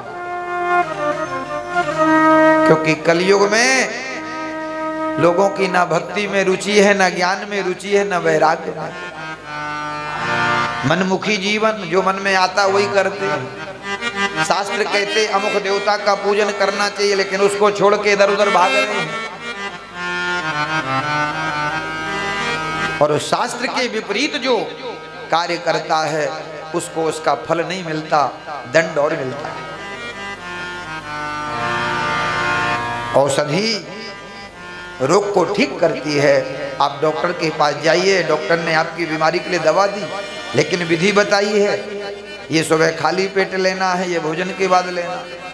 अब आप सोचो डॉक्टर की विधि ना मानो और कहो जी दवा खानी तो है, अब रोज रोज खाने से अच्छा एक ही दिन पूरी खा लो, तो वही दवा जो रोग को ठीक करती है वही दवा तुम्हारे प्राण ले लेगी, एक ही दिन पूरी खा लोगे अगर। और बाद में डॉक्टर से जाके रिश्तेदार परिवार के लड़े जी कैसी दवाई दे दी, आपने तो कहा था ये बीमारी से ठीक हो जाएगा, वो तो मर गया। तो डॉक्टर यही कहेगा मैंने जो विधि बताई थी विधि से दवा खाई। आप कहोगे जी नहीं जी हमने तो एक ही बार में पूरी खिला दी। तो उसी प्रकार से तस्मात् शास्त्रम प्रमाणम ते कार्याकार व्यवस्थितो, शास्त्र में जिस विधान का वर्णन है, जिस विधि की महिमा बताई है, उसके अनुसार भगवान की भक्ति और भगवान का भजन करना चाहिए। शास्त्र में भगवान की ही महिमा का वर्णन है, इसलिए भगवान ही भजने योग्य है, भगवान ही सुनने योग्य है, भगवान ही दर्शन करने योग्य है। लेकिन आज भगवान को छोड़ करके कितने समाज के लोग ऐसे हैं जो इधर उधर भूत प्रेतों के चक्कर में अपना जीवन बर्बाद कर रहे हैं। इसलिए कहा ये सब मेरी सहेली हैं, कलयुग के प्रभाव से मेरे दोनों बच्चे वृद्ध हो गए। मेरा जन्म दक्षिण भारत में हुआ, उत्पन्ने द्रविड़े साहम वृद्धे कर्नाटके गता, क्वचिन क्वचिन महाराष्ट्रे गुर्जरे जीर्णताम गता। आपको वो मूल भागवत की कथा सुनाई जा रही जो लिखा है। दक्षिण भारत में मेरा जन्म हुआ, इसलिए आज भी दक्षिण भारत में महाराज देखो ये भक्ति का उद्गम क्षेत्र है। आज वहां के घरों में जाके देखो, हमने तो देखा जा करके, हर आदमी सुबह ब्रह्म मुहूर्त में उठता है सूर्योदय से पहले। सबके घरों में चाहे गरीब का घर हो चाहे पैसे वाले का, घर के आंगन रंगोली सजाई जाती है, फिर एक दीपक दरवाजे में जलाया जाएगा, एक दीपक तुलसी जी के सामने जलाया जाएगा। आज भी वहां ये परंपरा है। और चाहे जितना बड़ा अधिकारी हो, चाहे ऑफिस में जाए चाहे काम में जाए, उसके मस्तक पर तिलक होगा, गले में माला होगी और शिखा होगी। धोती पहनते हैं, ऊपर भले शर्ट डाल लें, लेकिन नीचे उनके कटी वस्त्र होता है, धोती होता है। ये भक्ति का ही तो स्वरूप है। दक्षिण भारत में मेरा जन्म हुआ, कर्नाटक आदमी में पली बढ़ी, क्वचिन क्वचिन महाराष्ट्र, महाराष्ट्र में मैं आई तो कुछ कुछ जगह मेरा सम्मान हुआ। कभी नामदेव जी महाराज के द्वारा, कभी तुकाराम जी के द्वारा, कभी जनाबाई के द्वारा। लेकिन महाराष्ट्र से चल करके जैसे मैं गुर्जर प्रदेश में गई, गुजरात को ही गुर्जर प्रदेश बोलते, तो गुजरात में जाकर के गुर्जरे जीर्णताम गता, वहां पाखंडियों ने मुझे खंड खंड पर विखंडन कर दिया। मेरे बच्चे बूढ़े हो गए, मैं भाग करके वृंदावन आई तो मैं तो जवान हो गई, क्योंकि धन्यम वृंदावनम तेना भक्त नृत्य चाह, धन्य है वृंदावन, इस वृंदावन में देवर्षि नारद में जवान हो गई। लेकिन मेरे बच्चे आज वृद्ध हैं, बूढ़े हैं, और जिनके बच्चे रोगी से ग्रसित हों उनके माता पिता को कितनी चिंता होता। आप संत हैं, और मैंने सुना है जीवन में जब दुख आवे तो दो से ही दुख कहना चाहिए, या तो महात्मा से या परमात्मा से। ये दो ही सामर्थ्य हैं। लेकिन हम अपना दुख रिश्तेदारों को बताते फोन में, वो खुद दुखी हैं, तुम्हारा दुख क्या दूर करेंगे। उनकी समस्या सुन लोगे तो आप अपने दुख को भूल जाओगे। इसलिए महात्मा और परमात्मा दो ही समर्थ हैं। इसलिए भक्ति महारानी कहती आप महात्मा हैं। नारद जी जैसा महात्मा कौन होगा महाराज। आप मेरे बच्चों का दुख दूर करो, और अगर मेरे बच्चों का दुख दूर नहीं हुआ तो नारद जी तुमसे मैं साक्षी तुम्हें मान करके ये बात कहती हूँ कि मैं भारत भूमि को छोड़ दूंगी, अगर मेरे बच्चों का दुख दूर नहीं हुआ। अरे भगवती भारत भूमि को छोड़ के जाओगी कहाँ? बोले विदेशे गम्मता मया, मैं विदेश भाग जाऊंगी। और आज देख लो वही विदेश के भारत में भाग के आ रहे हैं। इसलिए आप महात्मा हैं, आप मेरे बच्चों का दुख का निवारण कीजिए। तब नारद जी ने कहा कि भगवती आप भक्त और भगवान को एक करने वाली, आप भगवान की प्रिया हैं। भक्ति महारानी के पति कौन हैं? श्री हरि। और भक्ति महारानी के बच्चों का नाम है ज्ञान और वैराग। याद रखना, बीच में हम पूछेंगे आपसे। भक्ति महारानी के पति भगवान श्री हरि हैं और भक्ति महारानी के बच्चों का नाम है ज्ञान और वैराग। जब भक्ति आती है तो ज्ञान वैराग अपने आप आ जाते मैया के साथ।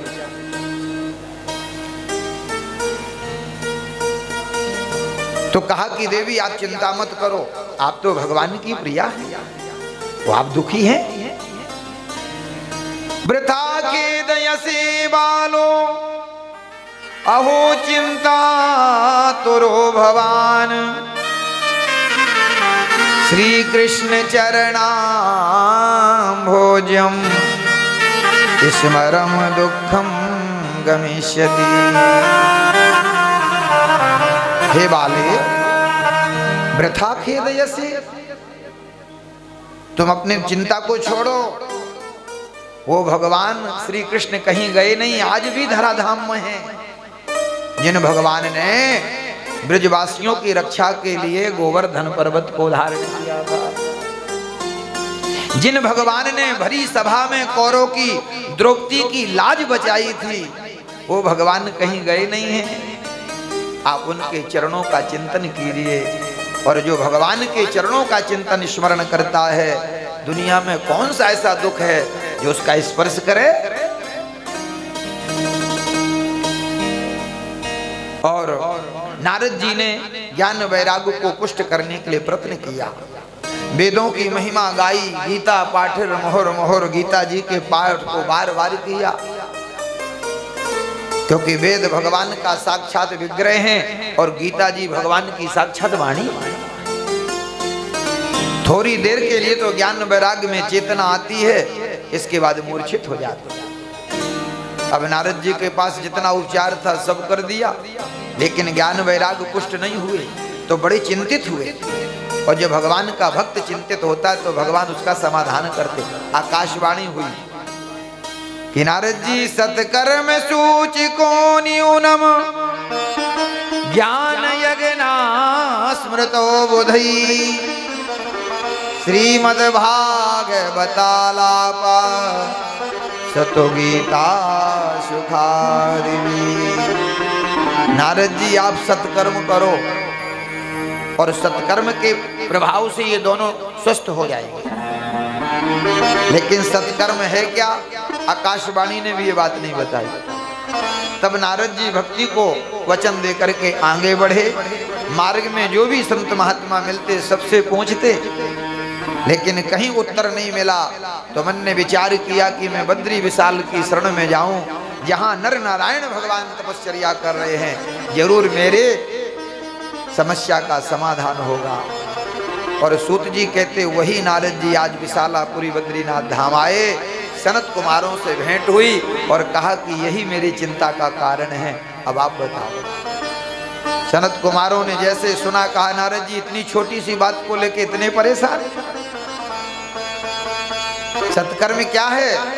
बोले श्रीमद् भागवतालापा सतो गीता सुखादिवी। सुखदेव जी के मुख से गाया गया जो गीत है श्रीमद् भागवत महापुराण, यही सत्कर्म है। आप भागवत की कथा सुना दो, ज्ञान वैराग स्वस्थ हो जाएंगे। नारद जी ने कहा तो महाराज अब मैं किससे कहूं कि भागवत कथा सुनाओ, क्योंकि आजकल तो महाराज कथा की बाढ़ आ गई है और लोग बहुत धन की मांग करते हैं। और नारद जी कहते हम तो महात्मा, हमारे पास तो कोई पैसे ही नहीं कथा के लिए, तो आप ऐसा करो आप ही सुना दो। सनत कुमार बोले हम सुना देंगे, हम तो कथा के लिए ही निकले थे। आप जगह बताओ, व्यवस्था हम करेंगे। और गंगायाम समीपे तु तट आनंद नामकम, हरिद्वार में गंगा के किनारे आनंद नाम का जो तट है, आप वहां जाके व्यवस्था करो और हम चारों भैया आकर के आपको भागवत की कथा सुनाएंगे। नारद जी दौड़ करके आए हरिद्वार में, गंगा के किनारे आनंद नाम का तट है, जहाँ गंगा जी की 7 धाराएं बहती हैं। ऋषिकेश से हरिद्वार आओ ना तो मार्ग में ये स्थान है।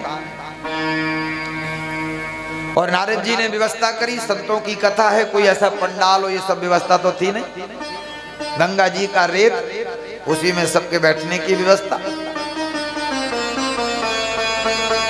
जितने भी उत्तराखंड के बड़े बड़े ऋषि मुनि थे, पता चला कि नारद जी भागवत का आयोजन कर रहे, कथा करा रहे हैं। कथा सुनाने कौन आ रहा है, व्यास कौन है? बोले ब्रह्मा जी के मानस पुत्र सनत कुमार। अब तो महाराज सब अपना अनुष्ठान यज्ञ छोड़ छोड़ भागे। अनुष्ठान यज्ञ तो बोले बाद में कर लेंगे, घर के काम तो बाद में कर लेंगे, कथा रोज रोज सुनने को सुई मिलती है। और देखते देखते महाराज संतों की भीड़ इकट्ठी हो गई। नारद जी ने सबका स्वागत किया, चारों भैया आए, व्यास गद्दी में बैठा करके पूजन किया। और अब सनत कुमारों ने कथा का गायन शुभारंभ किया। नारद जी ध्यान से सुनो, कथा किसके निमित्त हो रही है? भक्ति ज्ञान वैराग्य के निमित्त उनको वहां पर स्थान दे दिया गया। और अब सनत कुमार गा रहे हैं, सदा सेव्या श्रीमद् भागवती कथा, यस्याः श्रवण मात्रेण हरिचित्तम समाश्रये। नारद जी सदा सेव्या श्रीमद् भागवती कथा, भगवान की कथा को एक बार नहीं, सदा सेव्या बार बार भगवान की कथा का श्रवण करना चाहिए। क्योंकि भगवान की कथा श्रवण करने से भगवान की कथा जीव की व्यथा को दूर कर देती है। आज देख लो, चाहे जितना बड़ा पैसा वाला हो, हर आदमी दुखी है। देख लो आप जाके, जो पैसे वाले ज्यादा वो और ज्यादा परेशान। क्योंकि लक्ष्मी का वाहन उल्लू, लक्ष्मी का वाहन क्या है? उल्लू। और उल्लू को दिन में दिखाई नहीं देता, वो रात में जागता है। भगवान गरुण के, नारायण के साथ जब लक्ष्मी आती तो गरुण वाहिनी होती है। गरुण को ज्ञान का प्रतीक बताया, वो सत्कर्म कराती है, भंडारे कराएगी, तीर्थ यात्रा में ले जाएगी, कथा सुनवाएगी। और उल्लू वाली लक्ष्मी आएगी तो फिर उल्लू को रात में दिखता, दिन में नहीं दिखता महाराज। उसकी आंख में ऐसा लेंस है कि अंधेरे में उजेला देखता है, उजेले में अंधेरा देखता है। और रात में जागता, नींद नहीं आती। इसलिए बड़े बड़े पैसे वाले महाराज कलकत्ता बंबई में देखो, नींद की इतनी दवाई खाते, इंजेक्शन लगाते नींद की, जब जाके कहीं घंटे 2 घंटे नींद आती है।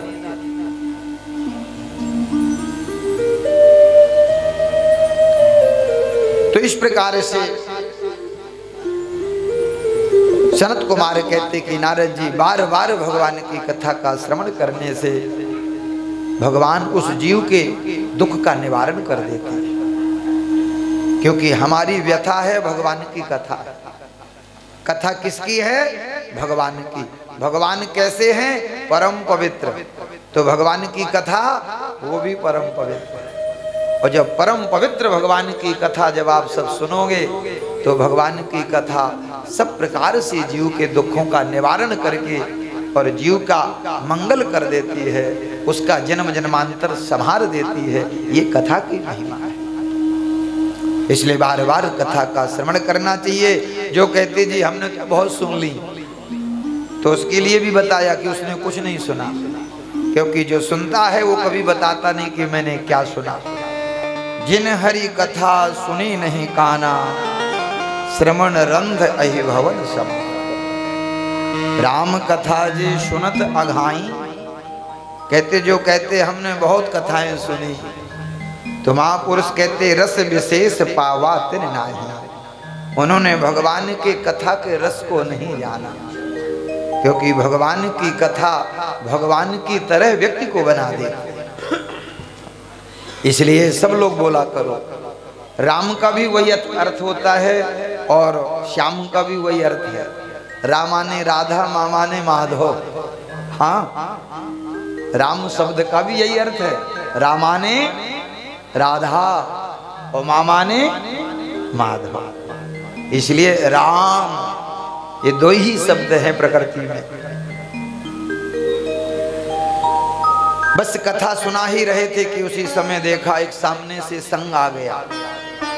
सब लोग कीर्तन कर रहे, एक स्त्री नाच रही है, आगे आगे दो जवान बालक जय जयकार कर रहे, और देखते देखते पूरा संग कथा के मध्य में आ गया।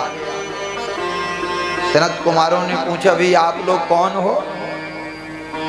देवी ने परिचय दिया, अहम भक्ति रीति ख्याता, मैं भक्ति हूं। ये मेरे पुत्र ज्ञान वैराग। यहाँ क्यों आई हो? बोले यत्र भागवती वार्ता तत्र भक्त्यादिकम ब्रजेत। जहां भी भागवत की कथा होती, भक्ति महारानी कहते मैं बिना बुलाए वहां पहुंच जाती। ये महिमा है भागवत की। भक्ति महारानी वहां पर विराजती हैं जहां पर भागवत की कथा का गायन होता है। सभी तीर्थ आकर के वहां वास करते हैं। देवी देवता भेष बदल बदल करके कथा में आकर के भगवान की कथा सुनते हैं। और हनुमान जी महाराज तो चौकी लगा करके बैठते महाराज। यत्र यत्र रघुनाथ कीर्ति तत्र तत्र कृतमस्तकांजलम। यहाँ सब हैं, हनुमान जी महाराज भी विराजमान। आप भजन करो तो आपको पता चल जाएगा। सब भेष बदल करके आते, सभी तीर्थ आते, देवता आते, और भक्ति महारानी देखो आ गई। कहा कि आपने सबको आसन दिया, हमें भी स्थान दो। तब भक्ति महारानी को स्थान दिया गया। और सनत कुमारों ने कहा, नारद जी देखा, जिन ज्ञान वैराग को जगाने के लिए आपने वृंदावन में कितना प्रयत्न किया, और वही ज्ञान वैराग श्रीमद् भागवत की कथा को श्रवण करते ही देखो बुढ़ापा चला गया, जवान हो गए और अपनी मैया के साथ कथा में पधारे। ये महिमा भागवत की। नारद जी ने कहा, महाराज आपने तो कमाल ही कर दिया। तो आप ये और बता दो कि कैसे कैसे जीवों का भागवत कथा से उद्धार होता है। तो 5 प्रकार के यहाँ पर महापापी बताए। ए मानवः पाप कृतस्तु सर्वदा सदाचार दुराचार रता विमर्गदा क्रोधाग्नि दग्धा कुटिलाश्च कामना सप्ताह यज्ञेन कलौ पुनन्ति। 5 महापापी ये कथा को सुन ले तो भगवान की कथा उन्हें पवित्र कर देती है।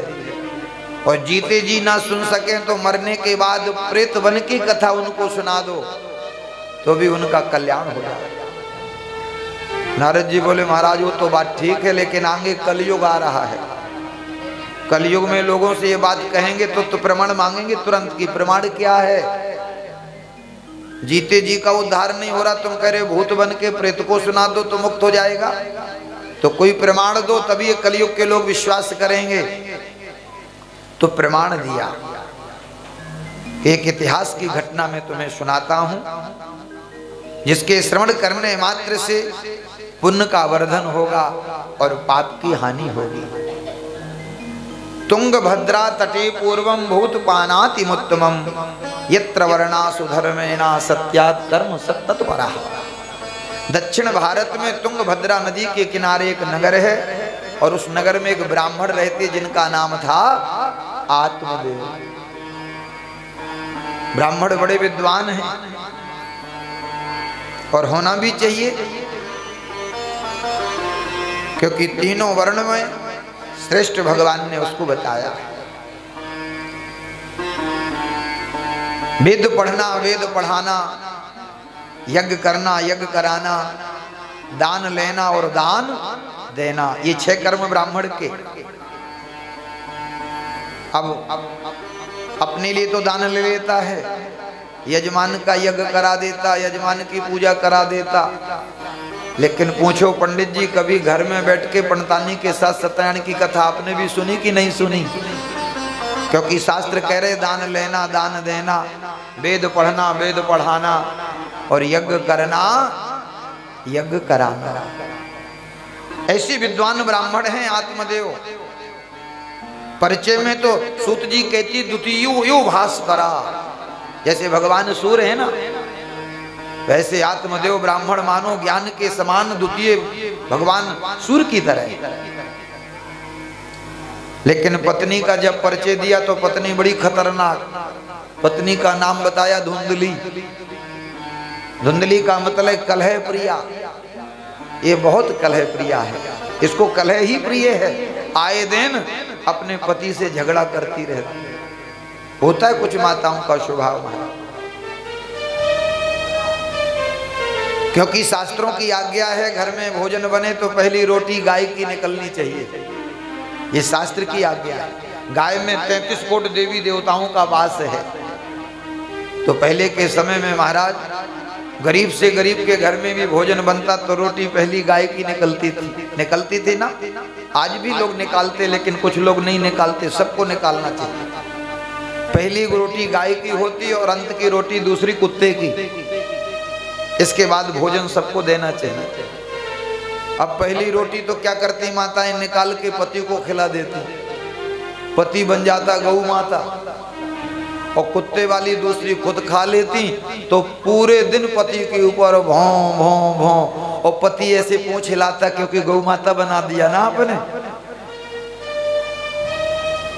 तो ऐसे ही धुंधली महाराज कलह प्रिया, पति से 24 घंटे झगड़ा करती है। पति समझाते देवी ये सब ठीक नहीं है, आपको मालूम है समाज में हमारी कितनी प्रतिष्ठा है।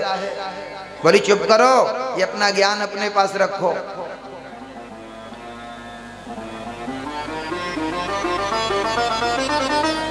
तो कहा कि ब्राह्मण का जीवन इस प्रकार का था, फिर भी ब्राह्मण अपने पूर्व के प्रारब्ध को मान करके जी रहा था।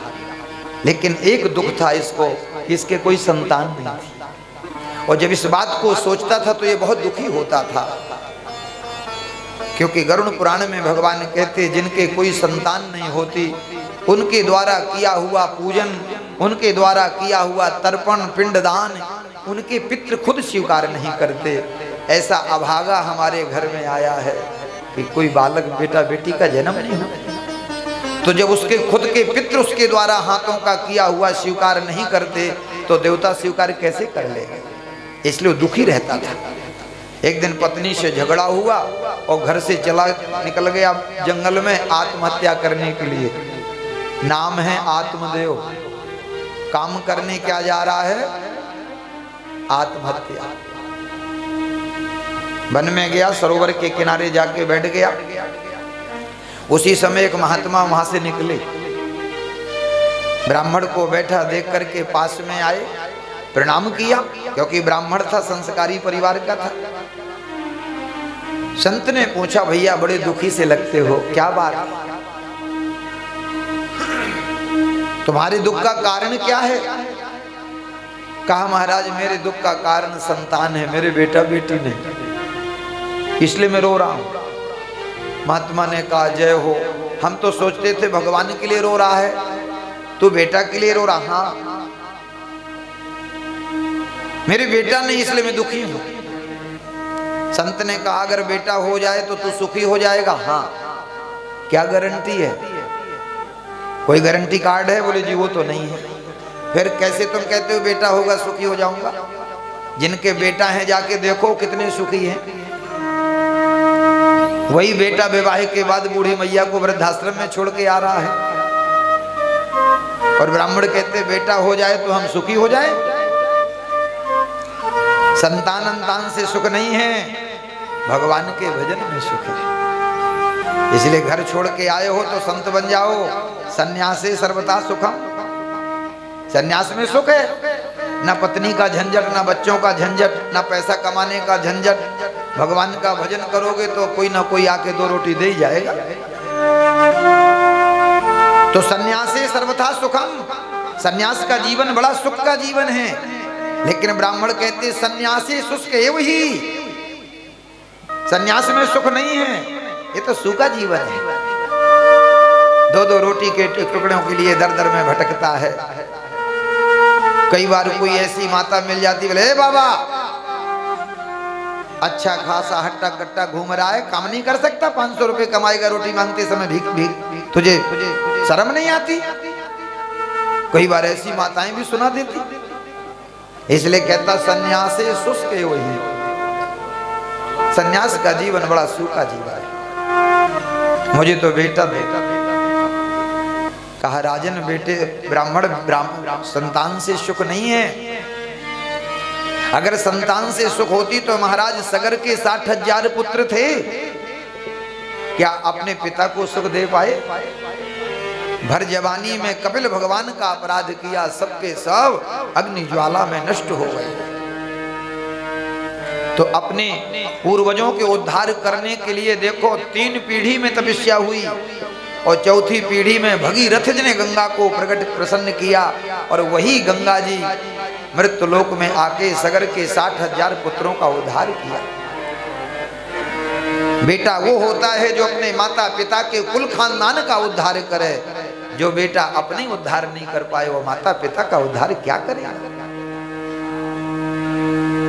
महाराज अंग के एक ही पुत्र था जिसका नाम बैन, लेकिन ब्राह्मण वो इतना दुष्ट अत्याचारी हो गया कि भर जवानी में राजा अंग को अपना राजपाट छोड़ करके बेटा के कारण जंगल में भागना पड़ा था।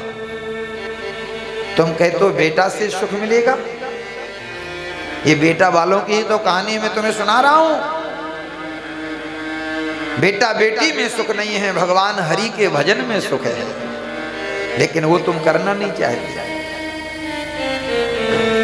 कहा महाराज मैं तो बेटा की इच्छा लिए बैठा हूं और बेटा नहीं मेरे को, अगर आपने वो बेटे के उपाय नहीं बताया तो मैं तो आत्महत्या करने आया हूं, तुम्हारे सामने मरूंगा। और जब तुम्हारे सामने मरूंगा तो शास्त्र कहते कि देखने से करने से ज्यादा पाप देखने वाले को लगता है। तुम्हारे सामने मरूंगा तो मेरी ब्रह्म हत्या का पाप तुम्हें लगेगा। ये संसारी लोग महाराज ऐसे फंसाते महात्माओं। महात्मा ने कहा अच्छा फंसा लिया भाई, या तो बेटा दो। उसके भाग्य को पढ़ा, कहा ब्राह्मण सप्त जन्मा बधई चैवा पुत्र नैव च नैव चा। तू 1 जन्म के लिए रो रहा है, मैंने तेरे भाग्य को पढ़ लिया है। 7 जन्म तक तुझे संतान का योग नहीं है, क्योंकि पिछले जन्म में तूने भ्रूण हत्या की है। क्या की है? पिछले जन्म में भ्रूण हत्या की है, तूने गर्भ में बालक की हत्या की है। उस पाप के कारण सप्त जन्मा बधई चैवा पुत्र नैव च नैव चा। 7 जन्म तक तुझे संतान नहीं मिलेगी, क्योंकि भ्रूण हत्या ये सबसे बड़ा महापाप है। इसका कोई प्रायश्चित नहीं है शास्त्र में। आज हम लोग इसको पाप नहीं मान रहे। डॉक्टर लोग भी महाराज ऐसी गंदी सलाह दे देते हैं। आज सर्वे में पता चला है हरियाणा सबसे आगे है भ्रूण हत्या में। 1000 लड़कों में 700 लड़कियां, 300 का कत्ल। दिल्ली वाले भी कम नहीं है, 1000 में 800 लड़के, 200 का कत्ल यहाँ भी हो रहा है। वही माता रानी के नवरात्रि में जागराता करते हो, जोत जलाते हो, और वही माता रानी बहू के गर्भ में आती है कन्या बन करके, तो कहते हमें बेटा चाहिए, बिटिया नहीं चाहिए। आज ये स्थिति है। इसलिए संत कह रहे हैं कि भ्रूण हत्या की तूने पूर्व जन्म में, उसका ये पाप है। आप विचार करो, सब बेटा चाहेंगे तो फिर बहू कहां से लाओगे भैया? प्रकृति ने अपना बैलेंस बना के रखा है। अगर 2 बेटा तो 2 बेटी भी होना चाहिए। आपकी बेटी जाएंगी, दूसरे की बेटी आपके घर में बहू बन करके आएंगी। और आज आप इतिहास देखिए, बेटाओं से आगे बिटियां हैं। आज हमारे देश की राष्ट्रपति महोदय किसी की बिटिया ही तो है। बताइए है कि बिटिया की नहीं है? अगर उसकी माँ ने भी अगर यही सोचा होता। आज कल्पना चावला जैसी अंतरिक्ष में जा रही हैं। बिटियां किससे कमजोर हैं जो आप कहते हो जी हमें बेटा चाहिए, बेटी नहीं चाहिए? आपके पूर्व का जैसा कर्म है, प्रारब्ध है, भगवान उसके हिसाब से आपको फल देंगे। इसलिए बहुत बड़ा पाप है, इससे बचना चाहिए। कहा तुमने भ्रूण हत्या की है, इसलिए 7 जन्मावधि चे, 7 जन्म तक इस पाप के कारण तुम्हें संतान का मुख देखने को नहीं मिलेगा। अब तो महाराज जोर से सर पटका इसने। अरे भाई क्या कर रहा है? बोले अब तुम्हारे सामने मरूंगा। संत ने उठाया, समझाया, अपनी झोली से एक फल निकाला, बोले जाओ पत्नी को खिला देना, बेटा होगा। लेकिन तुम्हारे भाग्य में संतान सुख है नहीं, ध्यान रखना। इतना कह के महाराज संत तो चले गए। फल लेके घर में आया। अब पत्नी का नाम धुंधली। कहा लो ये फल खा लो, तेरे बेटा होगा।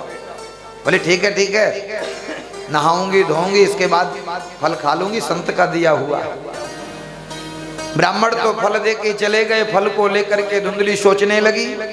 उसी समय इसकी बहन आ गई। अब धुंधली की बहन कैसी होगी आप ही अंदाजा लगाओ। वो इससे भी ज्यादा खतरनाक। फल को लेके देखा रही। बोली बहन क्यों दुखी हो, क्या चिंता है? धुंधली ने अपनी बहन को पूरी बात बता दी। सास को बहू नहीं बताएगी, लेकिन अपनी बहन को जरूर बताएगी। बोली देख तेरे बहनों के किसी ने फल दिया, वो कहते तू खा ले, तेरे बेटा होगा। बहन बोली लो कर लो बात। फल खाने से बेटा होता? फल खाने से बेटा हो तो दुनिया के लोग सब फल खा के बेटा ही ना पैदा करें। तुझे बेटा चाहिए, देख मैं गर्भवती हूं, कुछ समय बाद होने वाला, मैं तुझे दे दूंगी, क्योंकि मेरे घर में 8-9 पहले से खेल रहे हैं। तेरे पास धन है, मेरे पास संतान है, तो मेरे को धन दे देना, मैं तुझे बेटा दे दूंगी। फल का क्या करूं? बोले तेरे आंगन में गाय है ना, उसको खिला दे। और सूत जी कहते ऋषियों, बहन की बात मान करके धुंधली ने वो फल गौ माता को खिला दिया। ब्राह्मण से झूठ बोल दिया। आज आत्मदेव धुंधली के द्वारा चला गया। आत्मदेव को जीवात्मा बताया है, हम सब आत्मदेव हैं। धुंधली को बुद्धि बताया है। भगवान के भजन में लगी बुद्धि ये सद्बुद्धि है, और संसार के प्रपंच में लगी बुद्धि ये दुर्बुद्धि है। तो बुद्धि के द्वारा ही ये जीवात्मा चला जाता है।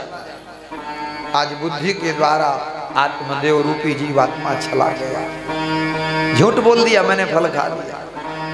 समय आने पर बहन के यहाँ बेटा हुआ, बहन ने ला के दे दिया, किसी को पता ही नहीं चला। पंडित जी से कहा मेरे बेटा हुआ।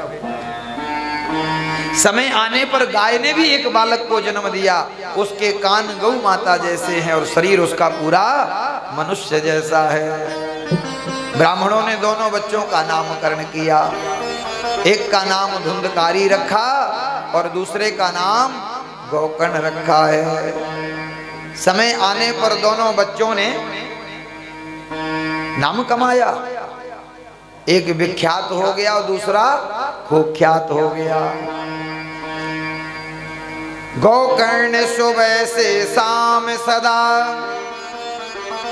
सत्संग में समय बिताने लगा, पर नीचे धुंधकारी देखो वैश्याओं के घर जाने लगा। नीच धुंधकारी देखो वैश्याओं के घर जाने लगा।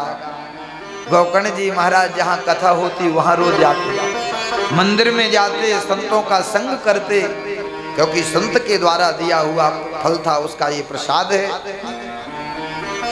और धुंधकारी जो नहीं खाना चाहिए वो खाता है, जो नहीं पीना चाहिए वो पीता है, जो नहीं देखना चाहिए वो देखता है, और जहाँ नहीं जाना चाहिए वहाँ जाता है।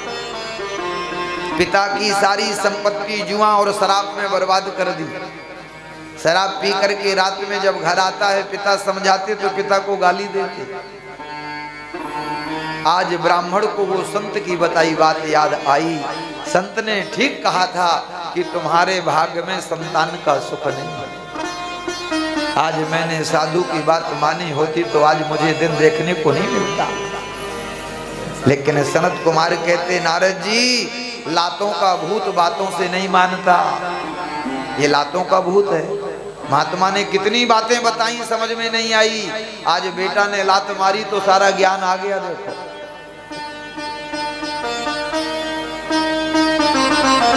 ब्राह्मण ने बहुत समझाया, लेकिन बात एक नहीं मानी और धन की कामना करता, मुझे धन दो, और धन ले जाके शराब पीता, जुआ खेलता, वैश्याओं के ऊपर खर्च करता। गोकर्ण जी महाराज को पता चला, उन्होंने पिताजी को समझाया, कहा आप इतने बड़े ज्ञानी हैं और आप इस प्रपंच में फंस गए। पिताजी जब तक ये आंखें खुली हैं तभी तक ये अपने हैं, आंखें बंद होने के बाद ना कोई किसी का बेटा, ना कोई किसी की पत्नी, ना कोई किसी के माता पिता। ये तो संसार में माया का सब एक खेल चल रहा है। और आप कहते पत्नी मेरी, बेटा मेरा, यहाँ पर कोई किसी का नहीं है। बोलिए भक्त वत्सल भगवान की जय हो। जय जय श्री राधे। गोकर्ण जी महाराज ने अपने पिताजी को उपदेश किया। बाद में वो हरिद्वार में जाकर के भगवान नाम स्मरण करते हुए अपने देह का त्याग करते हैं। और इसके बाद फिर धुंधली के ऊपर वो अत्याचार करता है और धुंधली एक दिन जाकर के अपने शरीर को शांत करती है। गोकर्ण जी महाराज तीर्थ यात्रा में चले जाते हैं। वही वैश्याएं जिनको ये धन ले जाकर के देता था, बाद में उन्हीं वैश्याओं ने इसकी हत्या कर दी और इसके शरीर को वहीं दबा करके धन लेकर के चली गई। वैश्याओं के द्वारा मरने से यह भयंकर प्रेत योनि को प्राप्त हुआ। और बाद में इनके भाई गोकर्ण जी महाराज ने भागवत कथा इसको श्रवण कराई, तो वही धुंधकारी प्रेत भागवत कथा श्रवण करके भगवान के धाम का अधिकारी बना। बोलिए भक्त वत्सल भगवान की जय हो। कृष्ण कन्हैया लाल की जय हो।